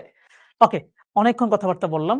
আমার মনে হয় কথাবার্তাগুলো একটু হাসি তামশার মধ্যে হলেও কোনো কথাই কিন্তু আমাদের আ যেকোনো কথার ভিতর থেকে কিন্তু আমাদের কি আসতে পারে? একটা মোটিভেশন চলে আসতে পারে। সো শুরু থেকেই একজন বলছিল আজকে কি আমরা বিবাহ বার্ষিকী? না, বিবাহ বার্ষিকী আমার আজকে না। আজকে হচ্ছে পৃথিবীর সর্বত্র দিন-রাত্রি সমান। বুঝতে পারছো তো? ভূগোল যেহেতু পড়তেছো সামনের ব্যাপারগুলো আরো ক্লিয়ারলি জানতে পারবা। ইতিমধ্যে তোমরা যারা আগে পড়ে আসছো তোমরা জানো। ওকে। ফাহিম প্রথম আলো পত্রিকায় একটি কলামে দেখতে পায় পৃথিবীতে জনসংখ্যা বৃদ্ধির সাথে, সাথে সমুদ্র সম্পদ আহরণ, তার মানে কি সমুদ্র ভূগোল নিয়ে একটা আলোচনা হবে এখানে, এবং অনুসন্ধানে মানুষ বেশি আকৃষ্ট হচ্ছে। সে উক্ত বিষয় সম্পর্কে জানার জন্য শ্রেণী শিক্ষকের সহযোগিতা চাইল। সমুদ্র বিষয় নিয়ে সে আরো বেশি করে জানার চেষ্টা করতেছে। তার মানে তাকে কি পাঠ করতে হবে? তাকে হচ্ছে মূলত প্রাকৃতিক ভূগোলটা বেশি করে পাঠ করতে হবে, এবং প্রাকৃতিক ভূগোলের বাইরে গিয়ে প্রাকৃতিক ভূগোলের যে একটা শাখা আছে সমুদ্র ভূগোল, মানে যে ক্ষেত্র আছে ওই সমুদ্র ভূগোলটা নিয়ে বেশি করে আলোচনা করতে হবে। এবং সমুদ্র ভূগোলের ভিতরে কিন্তু আবার কিছু সাব ক্যাটাগরি আছে। বুঝতে পারছো? ধরো উপকূল ভূগোল আছে, তারপর সমুদ্রের তলদেশ নিয়ে আলোচনা আছে। সো এগুলো জানতে আমরা দেখতে থাকবো। তো প্রথম প্রশ্নটা হচ্ছে ভূমিরূপ বিদ্যা আসলে কি? ভূমিরূপ বিদ্যা হচ্ছে যে বিষয় পাঠে পৃথিবীর অভ্যন্তরীণ অবস্থা, ভূত্বক এবং তার উপাদান সমূহ সম্পর্কে জানা যায় তাকেই ভূমিরূপ বিদ্যা বলে। ভূমিরূপ বিদ্যা কি জিনিস? শুধু ভূমির উপরের অংশটা না, পৃথিবীর অভ্যন্তরীণ অবস্থা, ভূত্বক এবং তার উপাদান। ভূত্বক মানে কি? এই যে পৃথিবীর যে উপরের অংশটা যেটা সারফেস বলতেছি আমরা, সারফেস যেটা, হ্যাঁ, এগুলো নিয়ে যেটা আলোচনা করে সেটাই হচ্ছে ভূমিরূপ বিদ্যা। খ নম্বর, জোয়ার ভাটা প্রাকৃতিক ভূগোলের যে শাখায় আলোচিত হয় তা ব্যাখ্যা করো। জোয়ার ভাটা কি জিনিস? এটা কোথায় হয়? জোয়ার ভাটা হয় হচ্ছে সমুদ্রে। তার মানে জোয়ার ভাটা আলোচনা হয় প্রাকৃতিক ভূগোলের সমুদ্রবিদ্যা শাখায়। ঠিক আছে? জোয়ার ভাটা প্রাকৃতিক ভূগোলের সমুদ্রবিদ্যা শাখায় আলোচিত হয়। আমি প্রথম লাইনে উত্তরটা লিখে দিলাম। মূল কথাটা প্রথম লাইনে আমি লিখে দিলাম। এবার বাকি আলোচনা আমি তার পরে করব। যে প্রাকৃতিক ভূগোলের যে শাখায় সাগর, মহাসাগর, উপসাগর, সমুদ্র স্রোত, জোয়ার ভাটা, শৈলশিরা প্রভৃতি বিষয় নিয়ে আলোচনা করা হয়, তাই সমুদ্রবিদ্যা। জোয়ার ভাটা সমুদ্রবিদ্যা শাখার একটি গুরুত্বপূর্ণ উপাদান, কারণ জোয়ার ভাটা একটি বিশেষ সামুদ্রিক আচরণ এবং এর উৎপত্তি, কারণ, সময় সবকিছু সমুদ্রের সাথে সম্পর্কিত। তাই বলা যায় জোয়ার ভাটা প্রাকৃতিক ভূগোলের সমুদ্রবিদ্যা শাখায় আলোচনা করা হয়। ঠিক আছে, এবার আরেকটা কাজের কথা বলি। তোমাদের অনেকের কাছেই মনে হচ্ছে এরকম যে এখনো কলেজে ভালো করে ক্লাস শুরু হয় নাই, এখনো সিরিয়াসলি ক্লাস হচ্ছে না, তো শিক্ষকদের যেহেতু শুরু করে দিছে একটু কেমন যেন গা ছাড়া ভাব লাগে। আমি বলবো যে হ্যাঁ, তোমাকে বছরের শুরু থেকে তোমার যদি মন চায় যে আমি এত বেশি সিরিয়াস হইতে পারবো না, ঠিক আছে, হওয়ার দরকার নেই। জাস্ট একটা অনুরোধ রাখবা, সেটা হচ্ছে শিখর ক্লাসগুলো করে রাখবা। শুধু শিখর ক্লাসগুলো একটাও জমাবা না। জাস্ট এইটা যদি তুমি করতে পারো তাহলে দেখবা যে কত বড় একটা উপকার হয়েছে। ঠিক আছে, তোমাকে সিরিয়াসলি আমি পড়তে বলতেছি না যে এক্ষুনি পড়ে দিনে 7-8 ঘন্টা পড়তে হবে না। জাস্ট ক্লাসগুলো রেগুলারলি করবা, একটা ক্লাসও মিস রাখবা না, বাকিটা দেখবা হয়ে গেছে। পরের প্রশ্ন, এই প্রশ্ন দুটো কিন্তু দেখো, আরে উদ্দীপক, প্রশ্ন হচ্ছে এইটা যে ফাহিমের জানতে চাওয়া বিষয়টি ভূগোলের কোন শাখায় আলোচনা করা হয়। এখানে লেখছে কি দেখো, উদ্দীপক নির্দেশিত, তার মানে এখানে প্রশ্নটা ভুল আসছে। প্রশ্নটা হচ্ছে ফাহিমের জানতে চাওয়া বিষয়টি ভূগোলের কোন শাখায় আলোচনা করা হয়। তো ফাহিমের জানতে চাওয়া বিষয়টি প্রাকৃতিক ভূগোলের সমুদ্র ভূগোল শাখায় আলোচনা করা হয়। এখন ঝামেলা হচ্ছে খ নম্বরে কিন্তু আমরা সমুদ্র ভূগোল নিয়ে হচ্ছে আলোচনা করে ফেলছি। সো এই সৃজনশীল প্রশ্নটা কিন্তু পারফেক্ট প্রশ্ন না। আমি আগেই বলেছি এই অধ্যায় থেকে পারফেক্ট সৃজনশীল প্রশ্ন বানানো একটু কঠিন হয়ে যায়।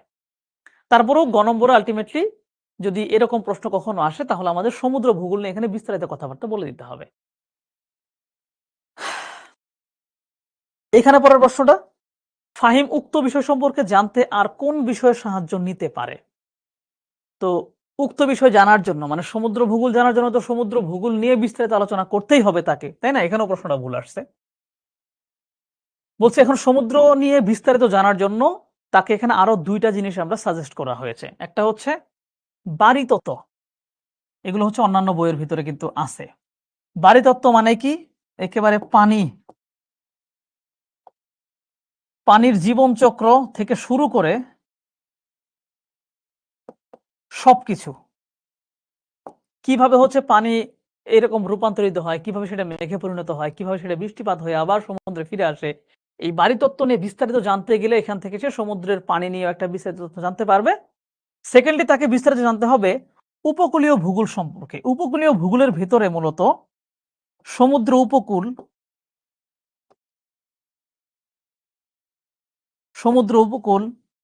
মহীসোপান, তারপর হচ্ছে সমুদ্রের তলদেশ, এগুলো বিস্তারিত আলোচনা করা হয়। বুঝতে পারছো? মানে মূলত এই দুইটা হচ্ছে মানে উপকূলীয় ভূগোল ব্যাপারটা হচ্ছে আসলে ওই মানে ভূগোল বিদ্যার ওই সমুদ্র বিদ্যারই বা সমুদ্র ভূগোলেরই একটা সাব পার্ট। বাট ও যেহেতু সমুদ্র ভূগোল নিয়ে আরো বিস্তারিত জানতে চায়, তাহলে আমরা সাজেস্ট করতে পারি তাকে হচ্ছে বাড়িতত্ত্ব নিয়ে জানতে হবে, তাকে হচ্ছে উপকূলীয় ভূগোল নিয়ে জানতে হবে, এবং সে কিন্তু আরো জানতে পারে যে সমুদ্রের তলদেশের ভূমিরূপ কেমন। এই ব্যাপারে বিস্তারিত জানার জন্য সে কিন্তু ভূমিরূপ বিদ্যারও কিছুটা হেল্প নিতে পারে। সেরকম ভাবে আমরা ৩-৪টা স্টেপে এই ব্যাপারটা ব্যাখ্যা করে দেবো। সেই প্রশ্নটা আমার কাছে ভালো লাগে নাই, মানে খুব একটা ভালো প্রশ্ন হয় না, স্ট্যান্ডার্ড প্রশ্ন এটা না।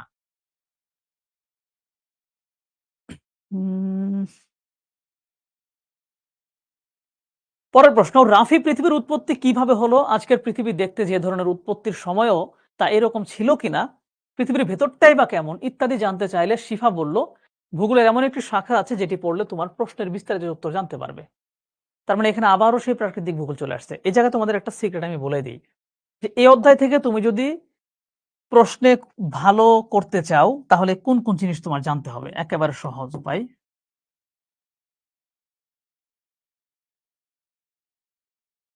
প্রাকৃতিক ভূগোলের সংজ্ঞা ও প্রকৃতি, এটা জানতে হবে। দ্বিতীয়ত জানতে হবে হচ্ছে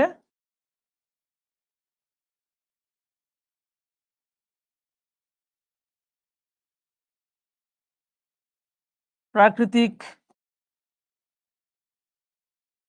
ভূগোলের ক্ষেত্রসমূহ,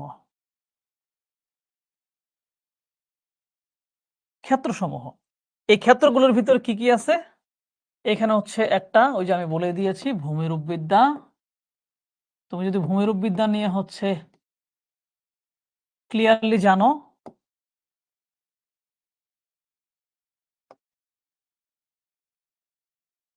জলবায়ু বিদ্যা,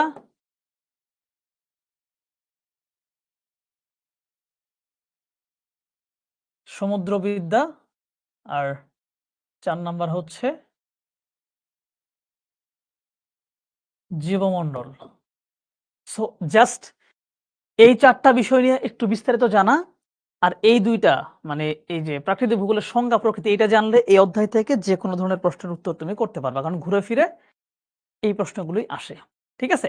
তো প্রাকৃতিক ভূগোলের সংজ্ঞা চাইছে, আমরা সংজ্ঞা দিব। জোয়ার ভাটা প্রাকৃতিক ভূগোলের যে শাখায় আলোচিত হয় তা ব্যাখ্যা করে, এটি ইতিমধ্যে আমরা করে ফেলেছি। শিফার ইঙ্গিতকৃত বিষয়ের পরিসর কি, মানে শিখা প্রাকৃতিক ভূগোলের কথা বলছে, প্রাকৃতিক ভূগোলের পরিসর কি কি, ওই যে ওই 4টা জিনিস।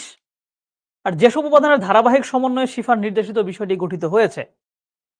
শিফার নির্দেশিত বিষয়টা কি? প্রাকৃতিক ভূগোল। আর প্রাকৃতিক ভূগোলের মধ্যে কি কি আলোচনা করা হয়? পৃথিবীর সবকিছু। আর এই পৃথিবীর সবকিছুর মধ্যে কি কি আছে? বায়ুমণ্ডল আছে, তাই না? বায়ুমণ্ডল আছে, বায়ুমণ্ডল আছে, আর এটা হচ্ছে অশ্বমণ্ডল আছে, অশ্বমণ্ডল আছে। তো এই তিনটার ধারাবাহিক আলোচনা করতে গেলেই কিন্তু ওই 4টা ক্ষেত্র তৈরি হয়ে যায়। তাই আমরা ধারাবাহিক আলোচনার সময় অশ্বমণ্ডল, বায়ুমণ্ডল, বায়ুমণ্ডল এইভাবে নিচের থেকে একটা ব্যাখ্যা দিয়ে যাব। ঠিক আছে? তো প্রশ্ন উত্তর দিয়ে, প্রাকৃতিক ভূগোলের সংজ্ঞা কি? ভূগোল শাস্ত্রের যে শাখায় পৃথিবীর জন্ম, পৃথিবীর বৈচিত্র্যময় ভূমিরূপ এবং এর পরিবর্তন প্রক্রিয়া, বায়ুমণ্ডল, বায়ুমণ্ডল, জীবমণ্ডল প্রভৃতি বিষয় সম্পর্কে বিশদ আলোচনা করে তাকে প্রাকৃতিক ভূগোল বলে। জোয়ার ভাটা প্রাকৃতিক ভূগোলের যে শাখায় আলোচিত হয় তা ব্যাখ্যা করে, এই প্রশ্ন ইতিমধ্যে আমরা সলভ করে ফেলেছি। জোয়ার ভাটা প্রাকৃতিক ভূগোলের সমুদ্রবিদ্যায় আলোচনা করা হয়। সো সমুদ্রবিদ্যা নিয়ে এখানে একটু বিস্তারিত কথাবার্তা বলা হয়েছে, একটু আগেই আমরা যেটা বলে ফেলেছি, সেখানে আমি আর এটা বলতেছি না। পরের প্রশ্ন, শিফার ইঙ্গিতকৃত বিষয় পরিসর ব্যাখ্যা করো। শিফার ইঙ্গিতকৃত বিষয়টা কি? শিফার ইঙ্গিতকৃত বিষয়টা হচ্ছে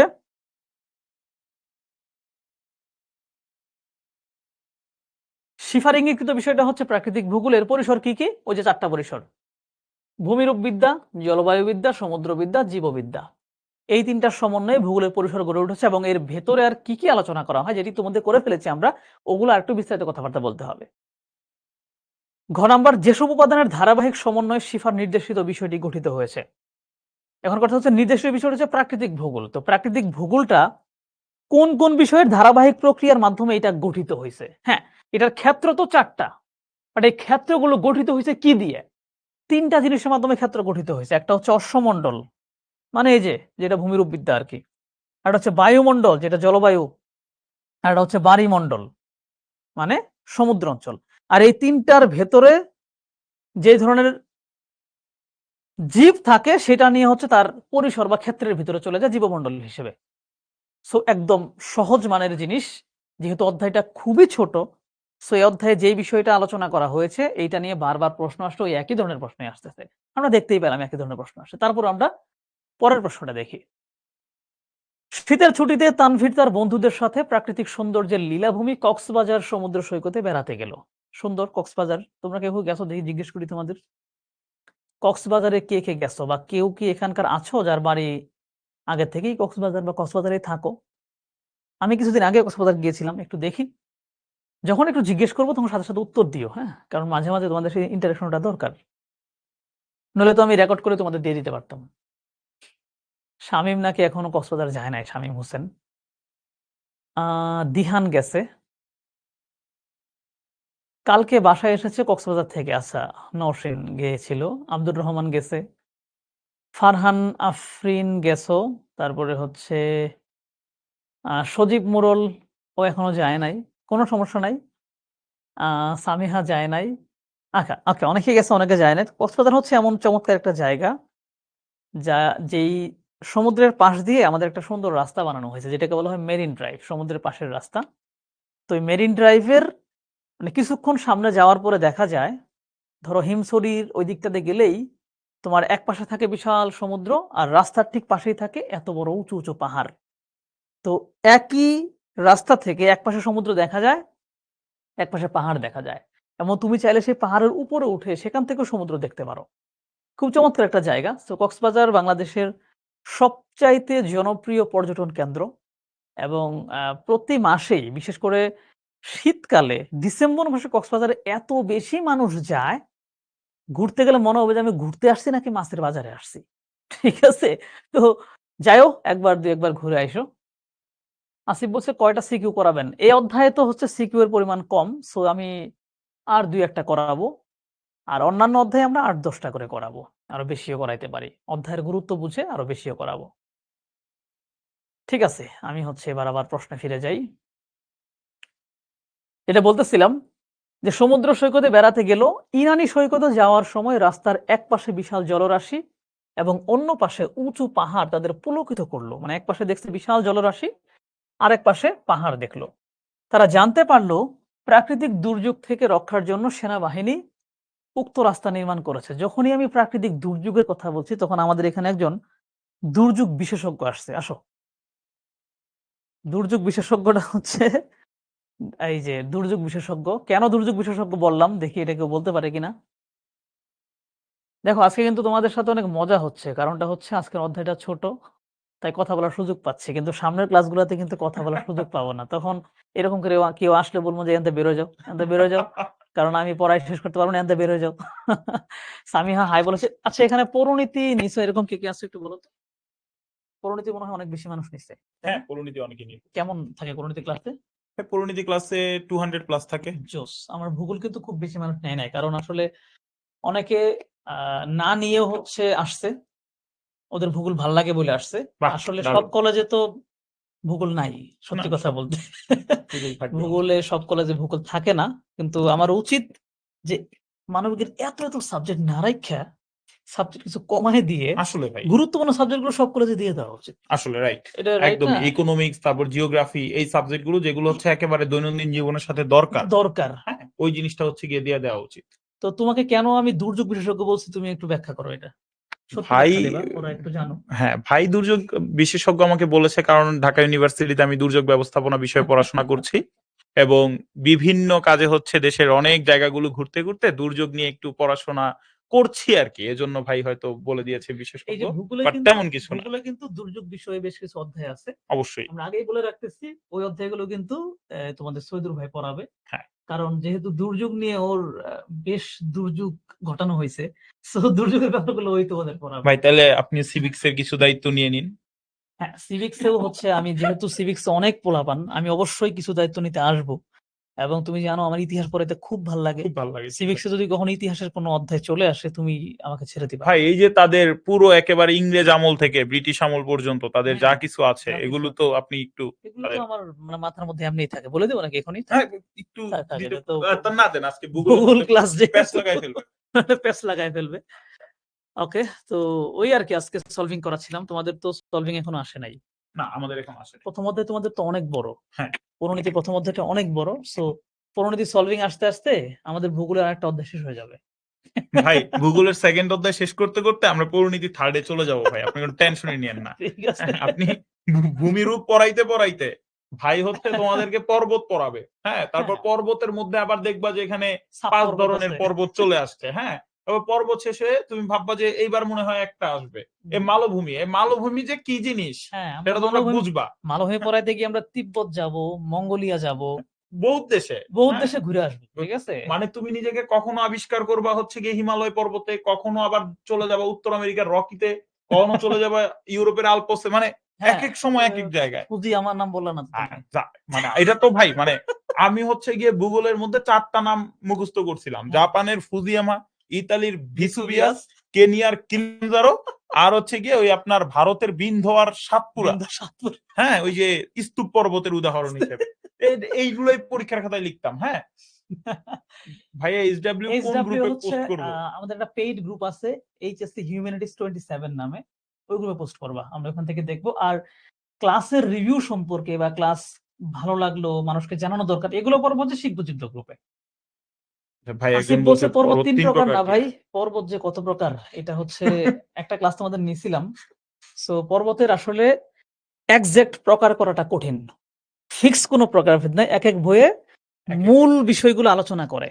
আমি হচ্ছে ইন্ডিয়ান একটা বই নিয়ে ঘাটতেছিলাম, তখন দেখলাম পর্বতের ওরা এতগুলা প্রকার বের করছে যেগুলোর নাম আমি আগে কোনোদিন শুনিও নাই।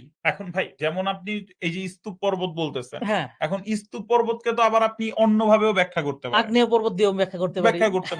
তারপরে সেটাই। যেটা হচ্ছে ওই যে ক্ষয়জাত পর্বত আছে, হ্যাঁ। এইটাকে অনেকে ক্ষয়জাত অবশিষ্ট আলাদাভাবে লিখে, আলাদাভাবে আবার লিখে। অনেকে ক্ষয়জাত অবশিষ্ট একসাথে একসাথে লিখে। লিখে। সো এটা বহুত হ্যাঁ। পর্বত আছে। সো তোমরা বেসিক্যালি 4 প্রকার 3 প্রকার এগুলো আলোচনা করতে থাকো। যেদিন এটার ক্লাস হবে ওইদিন বুঝবা যে বইয়ের বাইরে থেকেও আমি তোমাদের পর্বত দেখায় দেব। কত প্রকার হইতে পারে। ঠিক আছে, আমার মনে হয় থ্যাংক ইউ, তুমি হ্যাঁ, আসছিলা, ঠিক আছে ভাই। ভালো লাগলো, দেখা করে গেলা। একজন বিশেষজ্ঞর বিদায় আপনি শোকাহত হন। হ্যাঁ, একজন বিশেষজ্ঞের বিদায়ে আমি শোকাহত। ওকে।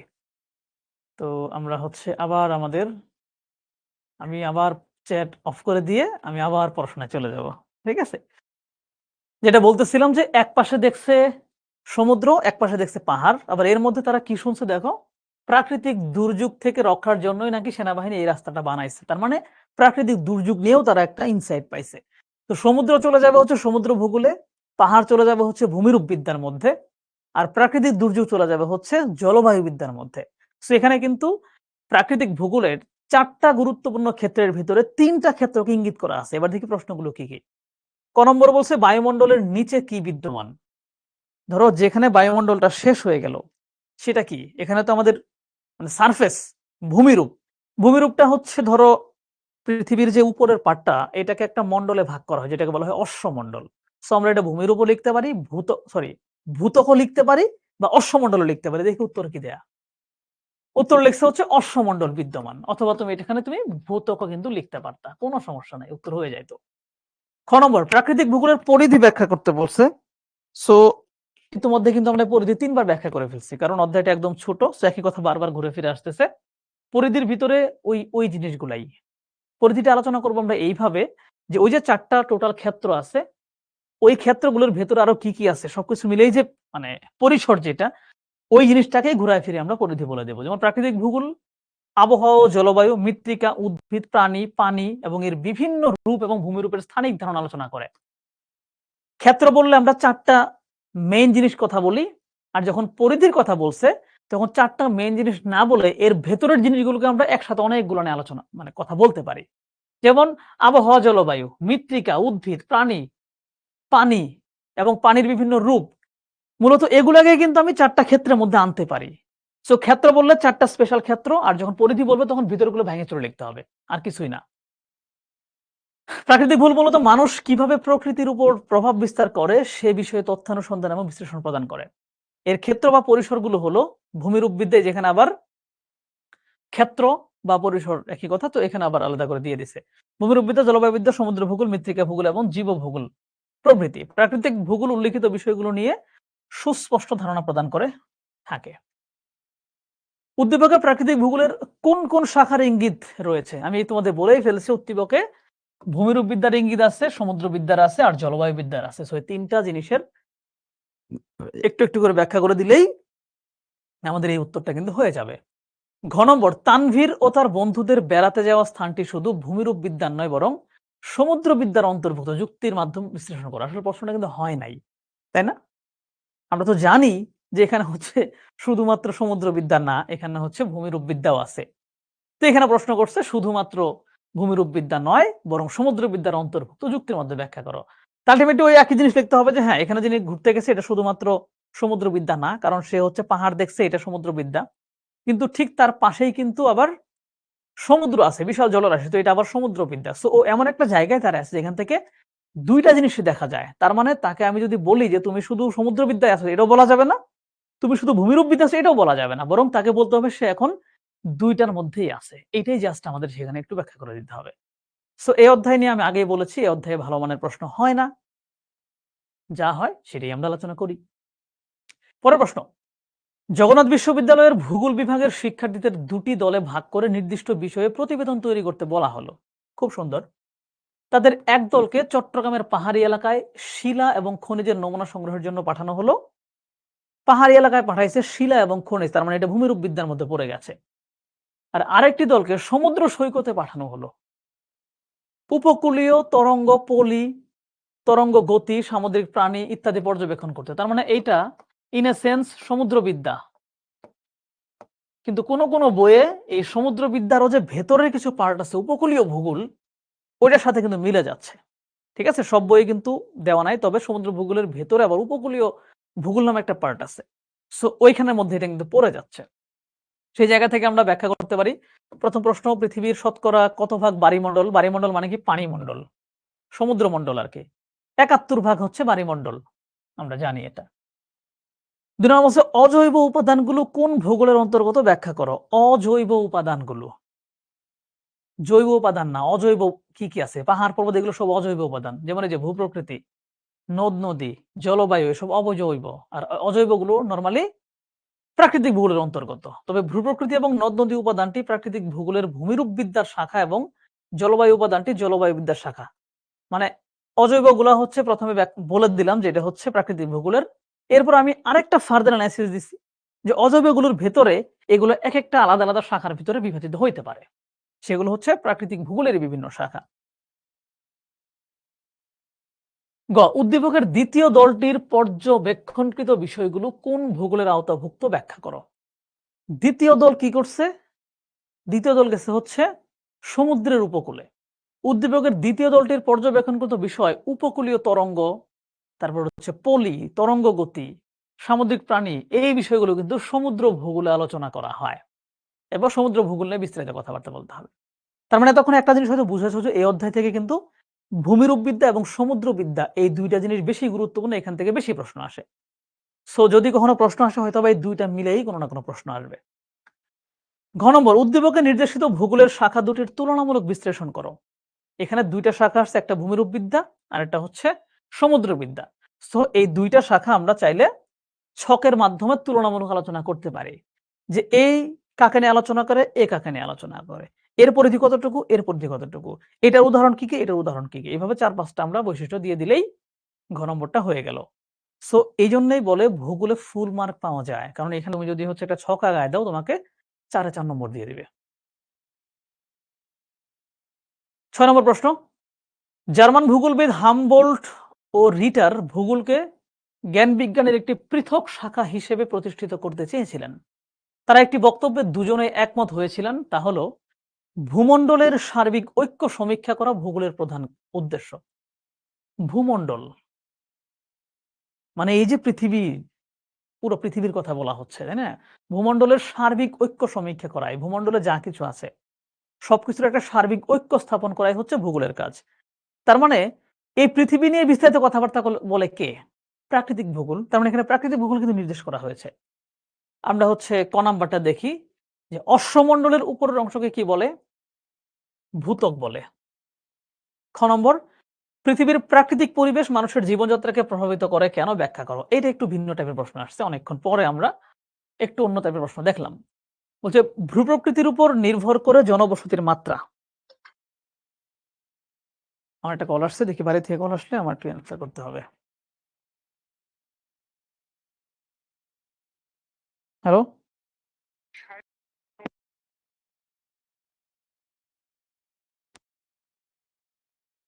ওকে, হ্যালো হ্যালো হ্যালো।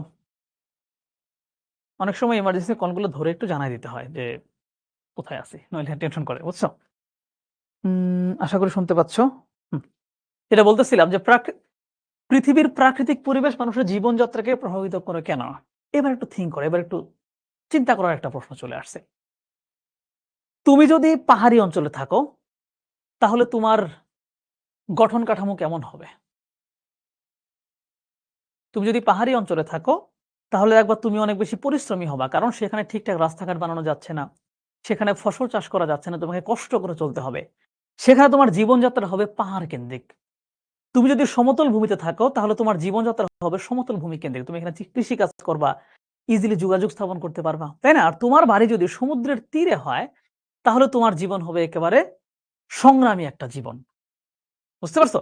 তো এরকম প্রাকৃতিক পরিবেশ যেরকম হয় মানুষের জীবনযাত্রাও সেরকমই হয়, কারণ মানুষের অর্থনীতি, তার চলাফেরা সবকিছুই প্রাকৃতিক পরিবেশের উপর নির্ভর করে।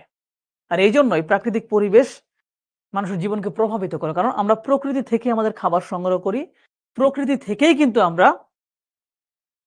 আসিফ হোসেন বলছে ভাইয়া মানবিকের কি রুটিন দিয়েছেন? দেখো তোমাদের আমি ক্লিয়ারলি একটা জিনিস বলে দিই, অ্যাপের মধ্যে ঢুকলেই কিন্তু অ্যাপের একদম উপর দিকে রুটিন দেখো নামে একটা অপশন তুমি দেখতে পাও। আমরা রুটিন তো দিছি, তুমি নিজে ওই রুটিন দেখোতে চাপ দিবা, দেখবা তারপরে তারিখ চলে আসছে, ওই তারিখে ক্লিক করে দেখবা কোন তারিখে তোমার কি কি ক্লাস। এটাই হচ্ছে মেইন রুটিন। বুঝতে পারছো? এখান থেকে প্রশ্ন হচ্ছে ওই যে বললাম যে সমুদ্র ভূগোল ভূপ্রকৃতি এখান থেকেই আসে যা আসে। তাহলে রুটিন হচ্ছে তোমার অ্যাপের মধ্যেই আছে, অ্যাপের মধ্যে রুটিন দেখোতে ক্লিক করবা, করার পর আমাদের যে ১ মিনিট ক্লাসগুলো করা হয়, ওইগুলো কেন দেয়? ওই ক্লাস তো আমরা করতে পারি না। লিজা, তোমার কথাটা আমি বুঝি না, আরেকবার বলো। আমাদের যে ১ মিনিট ক্লাসগুলা করা হয়, ওইগুলা কেন দেয়? ওই ক্লাস আবার একটু বলো লিজা, তোমার প্রশ্নটা আমি বুঝতে পারিনি। একটু বুঝায় বলো আমাকে। যেটা বলতেছিলাম যে, আমরা যেহেতু আমাদের খাবার-দাবার প্রকৃতি থেকে সংগ্রহ করি, আমাদের চলাফেরা নির্ভর করে প্রকৃতির আচরণের উপরে, আমাদের অর্থনীতি নির্ভর করে প্রকৃতির উপরে, তাই প্রকৃতি আমাদের জীবনকে প্রভাবিত করে। ঠিক আছে? ভূপ্রকৃতির উপর নির্ভর করে জনবসতির মাত্রা। ঠিক আছে? কোন অঞ্চলে কত মানুষ বাস করবে এটা নির্ভর করবে সেই অঞ্চলের ভূপ্রকৃতি কেমন। আবার মানুষের বেঁচে থাকার জন্য দরকার হয় খাদ্য, বস্ত্র, বাসস্থান, যা জলবায়ু দ্বারা নিয়ন্ত্রিত। সবকিছু জলবায়ু দ্বারা। সাবেরা বলছে, স্যার ও রেকর্ডেড ক্লাসের কথা বলছে। আচ্ছা, আচ্ছা, আচ্ছা। Recorded class. আমাদের ক্লাসগুলো করা হয়, ওইগুলো কেন দেয়? ওই ক্লাস তো আমরা করতে পারি না। ভাইয়া, অনেক কিছু ক্লাস থাকে ১ মিনিটের জন্য, যা আমরা স্টুডেন্টরা দেখতে পারি না। যেমন কালকেও সম্ভবত ২ টা আছে। ১ মিনিটের জন্য ক্লাস থাকে, এই ব্যাপারটা আমি কিন্তু বুঝতে পারলাম না। যে রেকর্ডেড গুলো তোমাদের দেয়া হয়, এইটা হচ্ছে একটা নির্দিষ্ট সময়ে আপলোড দিয়ে ফেলা হয়। তুমি তো ক্লিক করে ফুল ক্লাসটা দেখতে পারবা। ও আচ্ছা, আচ্ছা, আচ্ছা। অ্যানিমেটেড ভিডিও হয়তোবা, অ্যানিমেটেড ভিডিও। অ্যানিমেটেড ভিডিও হচ্ছে তুমি বাংলা, ইংরেজি এগুলোর ক্ষেত্রে পাবা। আমাদের মানবিকের জিনিসগুলোর ক্ষেত্রে অ্যানিমেটেড ভিডিও নাই। ওইখানে শুধু ১ মিনিটে একটা ইন্ট্রো আছে। সো ওগুলো মানবিকের জন্য নাই। কারণ মানবিক তো শুরুই করলাম মাত্র, এগুলো কবে বানাবো?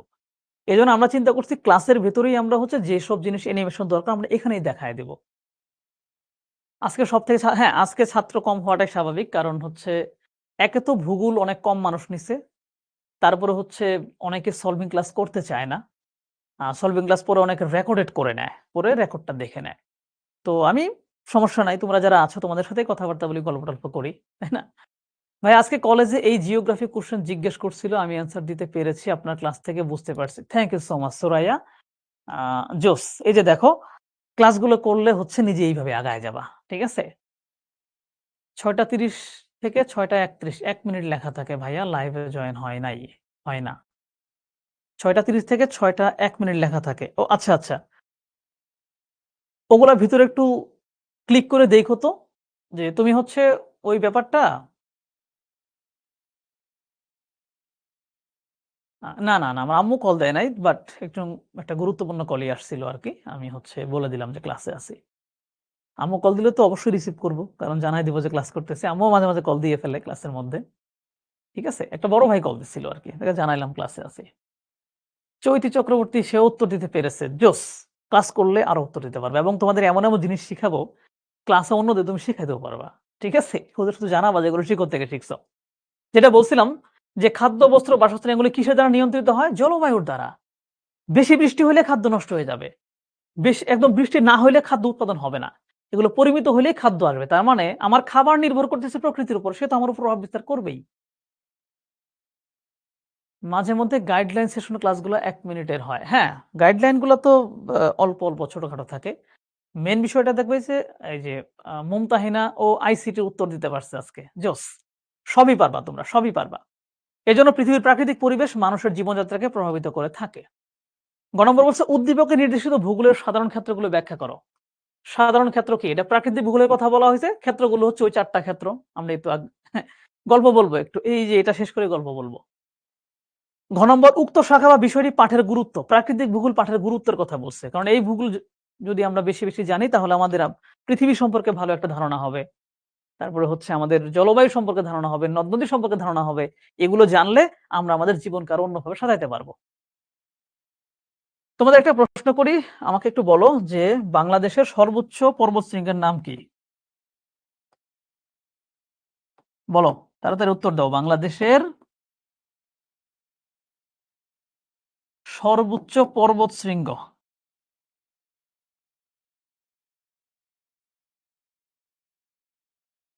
বাংলাদেশের সর্বোচ্চ পর্বতশৃঙ্গের নাম কি? তমাল বলেছে হচ্ছে তাজিংডং। হয়ে গেছে। সজীব বলেছে হচ্ছে ভাই অ্যানিমেশন ভিডিও তৈরি করলে ভালো হয়। হ্যাঁ, ভালো হয়। কিন্তু আমরা তো মাত্রই আর্টস স্টার্ট করলাম। সো এখন আবার ভিডিও করতে গেলে এটা আবার ১ বছরের মতো সময় লাগবে। সো সম্ভবত তৈরি করা হবে না। যেগুলো অ্যানিমেশন দরকার হবে আমি ক্লাসে সেগুলো দেখায় দেব আমরা। তোমরা বাংলা ইংরেজিগুলো দেখে নিও। সবাই জানো তাজিংডং, তাই না? তাজিংডং এর উচ্চতা কত জানো? তাজিংডং এর উচ্চতা দেখি, জিজ্ঞেস করো। এখান থেকে একটা চমৎকার গল্প আছে আজকে। আজকে ক্লাসের লাস্টে যে কয়জন থাকবে আমি ক্লাস করাই দিয়ে থাকবো। ঠিক আছে? যে অনেকে দেখছে যে মূল বিষয়গুলো আলোচনা হয়ে গেছে, অনেকে চলে গেছে ক্লাস থেকে। ভাবছে যে ওই ৪ টা বিষয় তো আমি জানি। তারপর হচ্ছে সমুদ্র ভূগোল জানি, ভূমিরূপবিদ্যা জানি। সো আমি ক্লাস আর করব না। আমি পারবো এগুলা। ও চলে গেছে। তোমরা যারা আসো আমি শেষ পর্যন্ত ক্লাস করব। ঠিক আছে? এই যে সাবেরা সুলতানা সবাই পারে দেখা যায়। ১২৩১ মিটার। ১২৩১ মিটার। এবার আমায় বলো দ্বিতীয় সর্বোচ্চ কোনটা? দ্বিতীয় সর্বোচ্চ কোনটা? দ্বিতীয় সর্বোচ্চ কোনটা দেখি? এবং দ্বিতীয় সর্বোচ্চের উচ্চতা কত এটাও বলবা।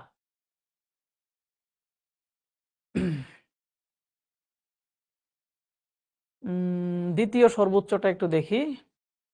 না, না মুদক মোয়াল না। এই যে নওশীন বলেছে কেওক্রাডং। এই সুমন ইসলাম বলছে ৬১০৭ মিটার। পাগল হইছো? ৬০০০ মিটারের পর্বত থাকলে তো মারাত্মক অবস্থা হইতো। এই যে সবাই পারে। সামিহা ১২৩০ বলছে, তারপরে হচ্ছে আন্তারা বলছে আমি ভুলে গেছি। সুরাইয়া ১২৩০ বলছে, তমাল দাস বলেছে, কেওক্রাডং। এইখানকার একটা মজার তথ্য হচ্ছে আমি কিন্তু হেঁটে, হেঁটে মানে পায়ে হেঁটে এই দ্বিতীয় সর্বোচ্চ যেটা ১২৩০ মিটার এটার উপর আমি উঠছিলাম। একদম হেঁটে, হেঁটে, হেঁটে না আমি এটার উপরে উঠছিলাম। বুঝতে পারছো? এটা হচ্ছে ২০২২ সালের কথা। ২২ সালে হচ্ছে তখন হেঁটে, হেঁটে এখন কিন্তু এখানে তুমি গাড়ি দিয়ে উঠতে পারবা। রাস্তা বানায় ফেলছে। বাট ২০২২ সাল পর্যন্ত আমরা হচ্ছে বান্দরবানের রুমা উপজেলার ধরো বগালেক আছে না? বগালেক পর্যন্ত আমাদের গাড়ি গেছে। বগালেকের উচ্চতা কত? বগালেক কিন্তু আমাদের সর্বোচ্চ উচ্চতায় অবস্থিত একটা হ্রদ। মানে হ্রদ বলতে লেক বলতে পারো, যাই হোক একটা হ্রদ। এটা হচ্ছে বগালেক। এটার উচ্চতা কত জানো? বগালেক হচ্ছে ১০৪৩ ফুট। এই ১০৪৩ ফুট উঁচুতে একটা জলধারা আছে, পানির ধারা আছে, মানে একটা পুকুরের মতো বলতে পারো, যেহেতু প্রাকৃতিকভাবে এটাকে লেক বলা হয়, হ্রদ বলা হয়। তো ওই লেক পর্যন্ত আমাদের গাড়ি গেছে। এরপরে তার মানে দেখো ১২৩০ মিটার মানে কি? আমি যদি ফুটে হিসাব করি তাহলে এটা হয়ে যাবে হচ্ছে প্রায় ৩৩০০ ফুটের মতো। ৩৩০০ ফুট।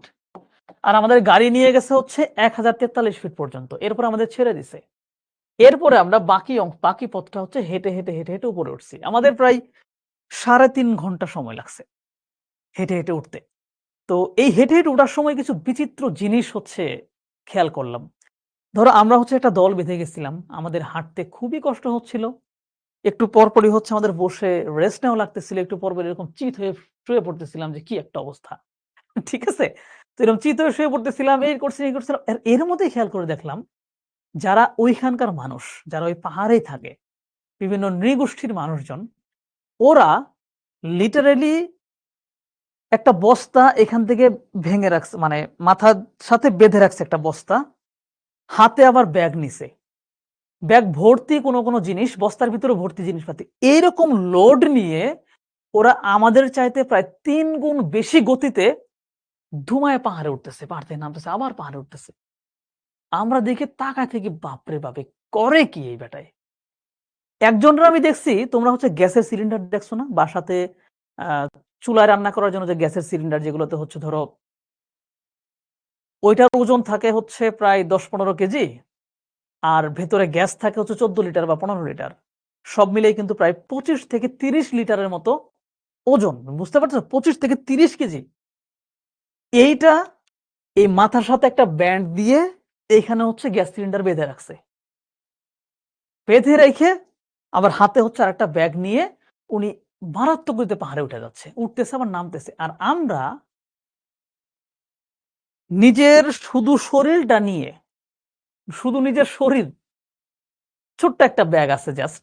ব্যাগের ভিতরে একটু জিনিসপাতি। এইটা নিয়েও হচ্ছে গ্যাসের সিলিন্ডার আচ্ছা, আচ্ছা যাই হোক। আচ্ছা ভাইয়া ১০টা ৩০ এর সময় কি ১০ টায় নেওয়া যায় না? না, এটা নেওয়াটা খুবই কঠিন হয়ে যাবে। কারণটা হচ্ছে ওই তোমাদের একটা ক্লাস তো হচ্ছে 6:30টার দিকে শুরু হয়, ওটা 9টায় শেষ হয়। সো 1 ঘন্টা তোমাকে যদি আমি ব্রেক না দেই, তুমি রাতের খাবারটা কখন খাবা? একটা ক্লাস শেষ করার পরে হচ্ছে ক্লাসটা একটু নোট করতে হয়, তাই না? কিছু ব্যাপার থাকে। সো একটা ব্রেক হচ্ছে একটু রাখতে হয়। 10:30 কিন্তু ভালো টাইম। 10:30টার মধ্যে শেষ হয়ে গেলে তুমি 11টা 11:30টার মধ্যে ঘুমায়ে যাবা। ঠিক আছে? মানে তমাল যেটা বলছে, আমাদের শরীর আর একটু কাপড়-চোপড়। এইটা নিয়ে হচ্ছে আমাদের কষ্টে আমরা একটু পর, পর এরকম শুয়ে পড়তেছি।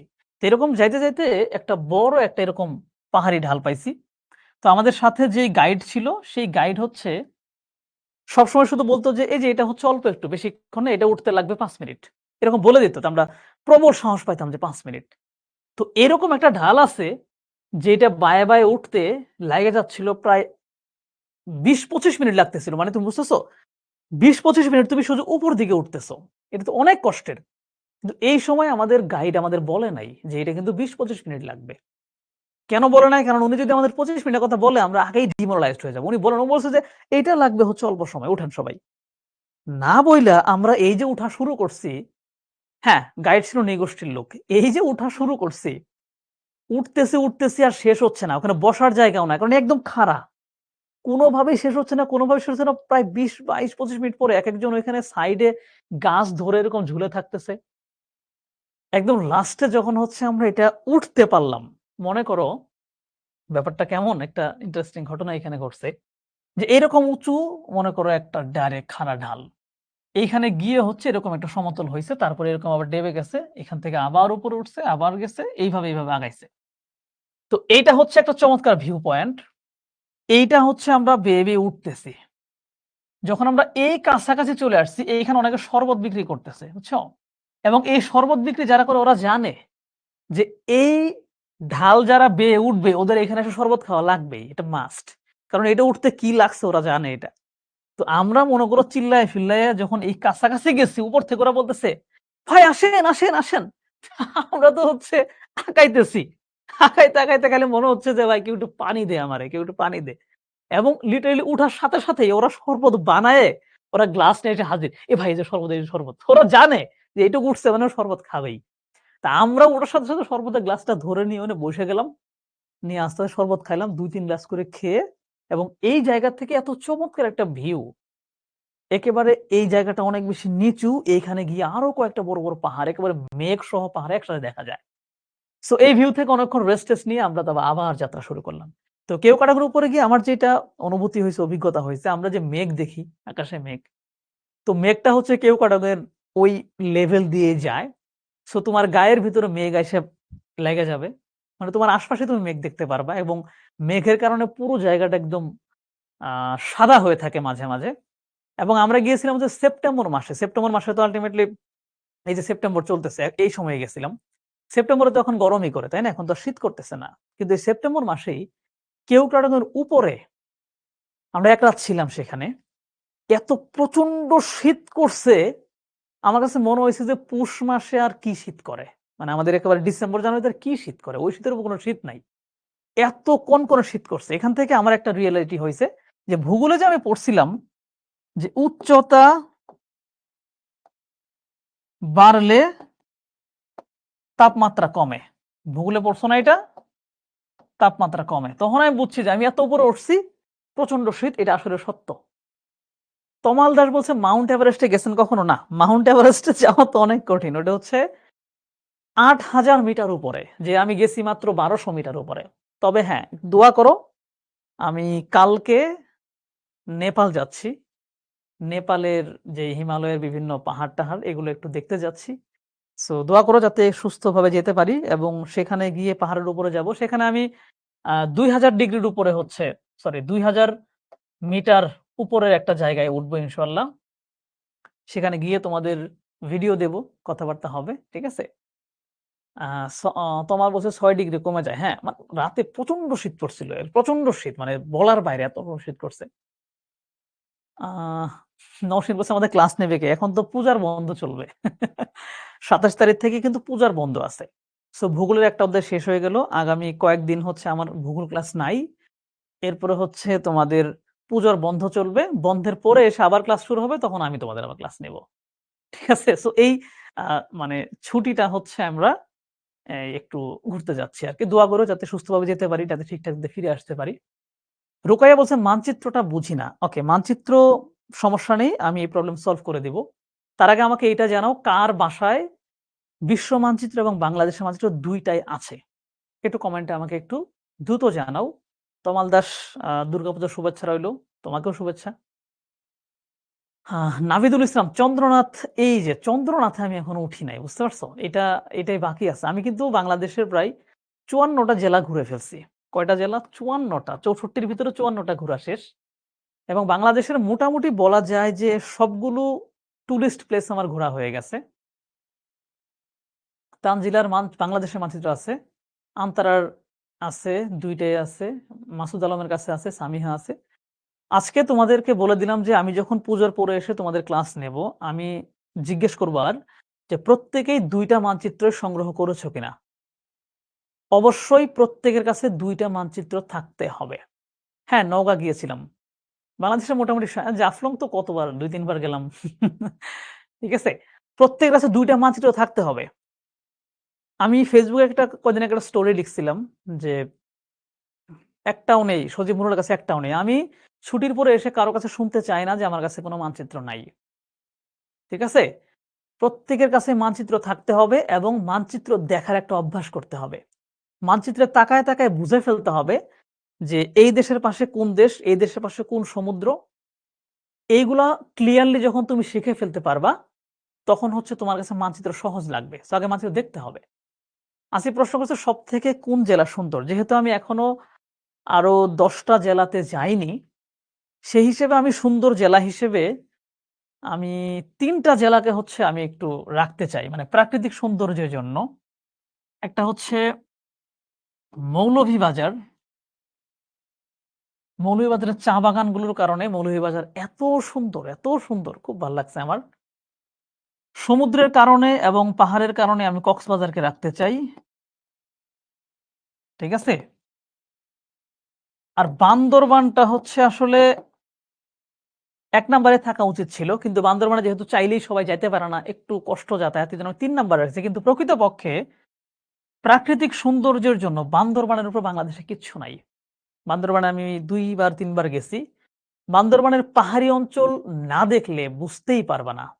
তানজিলা বলছে আমার ভূগোল ক্লাস নাই, তাও আপনার ক্লাস ভাল লাগে করতেছি। ঠিক আছে, করো, কোনো সমস্যা নাই। আমি তো চাই সবাই আমার কথাগুলো শুনুক। ঠিক আছে?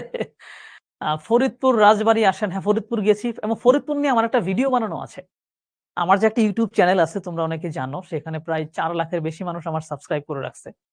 সো ওইখানে হচ্ছে ফরিদপুর নিয়ে আমার একটা ভিডিও বানানো আছে। তুমি ফরিদপুর ব্রেকেটে শাহিদুল লিখে সার্চ দিবা, হয়ে যাবে। হ্যাঁ, সাজেক ঘুরেছি।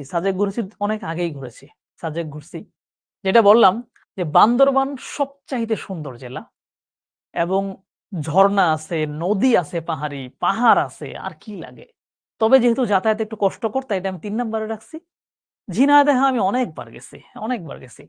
মৌলভীবাজারটা হচ্ছে চা বাগান থাকার কারণে মৌলভীবাজার একটা অসাধারণ সুন্দর জেলা।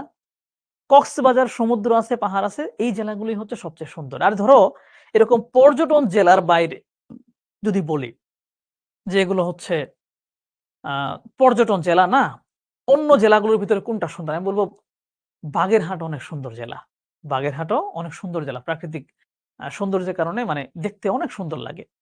তারপরে হচ্ছে আমার দেখা আরেকটা সুন্দর জেলা হচ্ছে ঝিনাইদহ। ঝিনাইদহ অনেক সুন্দর জেলা। মাগুরার তুলনায় ঝিনাইদহ বেশি সুন্দর। কয়দিন বন্ধ দিবেন? ২৭ তারিখে তোমাদের সর্বশেষ ক্লাস হবে। তারপরে ২৮, ২৯, ৩০, ১, ২ এই ৫ দিন বন্ধ থাকবে। এই যে সৈয়দা ঐশী বলছে নড়াইল আসছিলাম। আমি নড়াইল কখনো যাই নাই। তমাল বলছে অর্থনৈতিক দিক থেকে সবচাইতে সুন্দর বা আগায় আছে হচ্ছে এরকম কয়েকটা জেলা। ধরো কুষ্টিয়া, এদিকে হচ্ছে কুমিল্লা, এরা ইকোনমিক্যালি যথেষ্ট স্ট্রং। ঝুমা বলছে বরিশাল আসেন নাই? হ্যাঁ, বরিশাল তো কয়েকবার গেছি। খুলনায় কতবার গেছি? সজীব মুরাল। খুলনা শহরটা কিন্তু অনেক সুন্দর। পার্থধর বলছে আপনি খুব সুন্দর করে কথা বলেন। Thank you so much. আমি কথা বলার জন্য খুবই চেষ্টা করি সুন্দর করে। আমি হচ্ছে বিশ্ববিদ্যালয়ে থাকতে ডিবেট করেছি। ডিবেট করার পাশাপাশি আমি বললাম যে আমি নিজে যেহেতু ভিডিও বানাই, সো আমাকে কথা বলতেই হয়। সাতক্ষীরায় গেছি, সাতক্ষীরায় আমি গেছি। বর্ষা বলেছে বগুড়া আসছিলেন? হ্যাঁ, বগুড়া গেছি এবং বগুড়া নিয়ে আমার একটা ভিডিও বানানো আছে। আচার আচরণের দিক থেকে কোন জেলা সুন্দর? আমার কাছে এটা মনে হচ্ছে এই কুষ্টিয়া অঞ্চলটা হচ্ছে আচার আচরণের দিক থেকে একটু বেশি ভালো লাগছে আমার কাছে। সুমনা ইসলাম বলছে পঞ্চগড়ে আসছিলেন? না, পঞ্চগড়ে এখনো যাই নাই। এটা বাকি আছে। ওই যে ১০ টা বাকি আছে না? ওই ১০ টার ভিতরে পঞ্চগড় একটা পড়ে গেছে। বগুড়ায় গেছি। বগুড়ায় তো গেছি। বগুড়ায় থেকে দই-টই খাইছি। বগুড়া নিয়ে একটা ভিডিও বানাইছি। যশোরে তো এই কয়দিন আগে তোমাদের সেলিব্রেশন প্রোগ্রামে গেছিলাম। এর আগে আরো ২-৩ বার গেছিলাম। রংপুর জেলাটা হচ্ছে ভালো, বাট শহরটা আমার কাছে খুব একটা ভালো লাগছিল না। একটু ঘিঞ্জি মনে হয়েছিল। গাইবান্ধাতে আসলে গেছিলাম, কিন্তু বলা যায় না গেছিলাম। কারণ গাইবান্ধার উপর দিয়ে আমি পুরো গাইবান্ধা শহরের উপর দিয়ে গাড়ি দিয়ে চলে গেছি। দেখতে, দেখতে গেছি। বাট নামা হয় নাই কখনো। মাসুদ আলম বলছে কুড়িগ্রাম গেছিলেন? হ্যাঁ, তুমি শুধু ইউটিউবে সার্চ করবা কুড়িগ্রাম, এইভাবে লিখবা কুড়িগ্রাম, তারপর লিখবা শাহিদিন। তাহলেই বুঝবা যে আমি কুড়িগ্রাম গেছিলাম কিনা। ঠিক আছে? সাকিব বলছে সাতক্ষীরা আবার আসলে তোমাদের বাসায় যাবো। ইনশাল্লাহ ঘুরে যাবো নে। ভুমরাই তোমাদের বাসা। আমি সাতক্ষীরার পাড় দিয়ে সুন্দরবনে ঢুকছিলাম। টাঙ্গাইল জেলাটা কেমন? টাঙ্গাইলে তো আমি আসলে আমার কলেজ লাইফে টাঙ্গাইলে পড়াশোনাই করছি। টাঙ্গাইলের মধুপুরে আমার কলেজ ছিল, মধুপুর শহীদ স্মৃতি কলেজ। সো টাঙ্গাইল জেলাটাও ভালো। বাট টাঙ্গাইলের শহরটা আরো একটু সুন্দর আশা করছিলাম, বাট শহরটা তত বেশি সুন্দর না। তবে মধুপুর অঞ্চলটার আবার প্রাকৃতিক সুন্দর ভালো। সুনামগঞ্জ তো গেছিলাম। আমি সুনামগঞ্জ টাঙ্গুয়ার হাওরে গেছিলাম। দিনাজপুরে গেছি। দিনাজপুরে কয়েকবার গেছি, অনেকবার গেছি দিনাজপুর। মানচিত্রের দাম কত? মানচিত্রের দাম হচ্ছে ২ টা মানচিত্র একসাথে কিনলে হয়তো ১২০ বা ১৫০ টাকা সর্বোচ্চ লাগবে। এবং ২ টা মানচিত্রই প্রত্যেককে কিন্তু থাকতে হবে। আর আজকে ক্লাসের শুরুতে যে ইউটিউবের ভিডিওটা তোমাদের আমি দেখায় দিছি, মানে শিখর ইউটিউব চ্যানেলে, সেই ভিডিওটা মাস্ট দেখতে হবে, মাস্ট। খাগড়াছড়ি গিয়েছিলাম। খাগড়াছড়ি হচ্ছে যখন সাজেক ঘুরতে গেছি, সাজেকে যাওয়ার পর খাগড়াছড়ি শহর থেকে আলু টিলা থেকে শুরু করে অনেকগুলো জিনিস আমরা দেখছি। তোমার বলছে দেয়াল মানচিত্র। হ্যাঁ, দেয়াল মানচিত্র হইতে পারে, বা বই আকারে যে মানচিত্র থাকে, বইয়ের মতো রেখে দেওয়া যায়, আবার খুলে খুলে পড়া যায়, ওইটা হলে বেস্ট। কুমিল্লাতে অনেকবার গেছি। কুমিল্লা নিয়ে একটা আমার ভিডিও আছে। কুমিল্লা ব্রেকেটে শাহিদিন লিখবে, দেখবা ভিডিও পাই গেছো। তানজিল আক্তার বলছে যাদের ভূগোল নাই, হ্যাঁ মানচিত্র প্রত্যেকেরই লাগবে, শুধু ভূগোলের জন্য না। মানচিত্র নিয়ে ভালো ধারণা থাকলে তোমার অ্যাডমিশনের অনেক প্রশ্ন উত্তর তুমি পারবা। নওশিন এতক্ষণ একটা ভালো প্রশ্ন করছে যে আপনার বাসা কোথায়? আমার বাসা হচ্ছে জামালপুর। আমার জেলার নাম কিন্তু আমি বলি নাই, কিন্তু আমার জেলাও কিন্তু অনেক সুন্দর। আর জামালপুরে যেহেতু বাড়ি, সো ময়মনসিংহ তো আমি অবশ্যই গেছি। কয়দিন আগেও গেছিলাম, ময়মনসিংহের সেলিব্রেশন প্রোগ্রামে গেছিলাম। মানচিত্র লাগবে ২ টা, একটা বাংলাদেশের, একটা আন্তর্জাতিক, মানে পৃথিবীর মানচিত্র লাগবে। সো এই ২ টা মানচিত্র প্রত্যেকে কালেক্ট করো। আমি অনেক গল্প করলাম, গল্পগুলো হয়তো তোমাদের ভালো লাগছে কিনা জানি না। আন্তারা বলছে আপনার ইউটিউব চ্যানেল দেখে আসলাম। ঠিক আছে, আমার ইউটিউব চ্যানেল মাঝে মাঝে দেখো, কোনো সমস্যা নাই। ঠিক আছে, অনেক কথাবার্তা বললাম, আলোচনাগুলো জানি না তোমাদের কেমন লাগলো। তবে আমার কাছে মনে হলো প্রথম দিকে একটু তোমাদের সাথে গল্প করা দরকার। এরপরে তো সিরিয়াস ক্লাস যখন হবে, যেমন আজকের ক্লাসে একমাত্র সময় পাইছি, অন্য কোনো ক্লাসে কিন্তু সময় পাবো না। ১.৫ ঘন্টা আমাকে টানা পড়াইতে হবে। ঠিক আছে? সো আজকে অনেক কথাবার্তা হইলো। তোমাদেরও যদি হচ্ছে ক্লাস ভালো লাগে বা ক্লাসগুলো সম্পর্কে তোমরা কিন্তু চাইলে আমাদের যে শিখবো জিতবো একটা গ্রুপ আছে, ফেসবুকে লিখবা শিখবো জিতবো। এটা লিখলে দেখবা একটা গ্রুপ চলে আসবে, শিখো শিখবো জিতবো। এই গ্রুপে তোমরা জয়েন করবা। নাভিদ বলছে আপনি অনেক ফেমাস ইউটিউবে। না, অনেক অনেক ফেমাস না, ওই টুকটাক ভিডিও বানাই। কিছু মানুষ আমার ভিডিও দেখে, রাস্তাঘাটে কিছু মানুষ দেখা সাক্ষাৎ হলে বলে যে ভাই আপনার ভিডিও দেখছি, এইটুকুই। ঠিক আছে?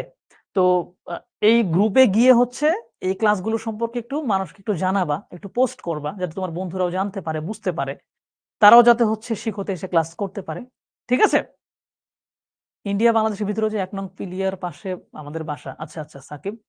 ওকে, থ্যাংক ইউ সো মাচ। তোমাদের সাথে অবশ্যই পরের ক্লাসে আবার দেখা হবে।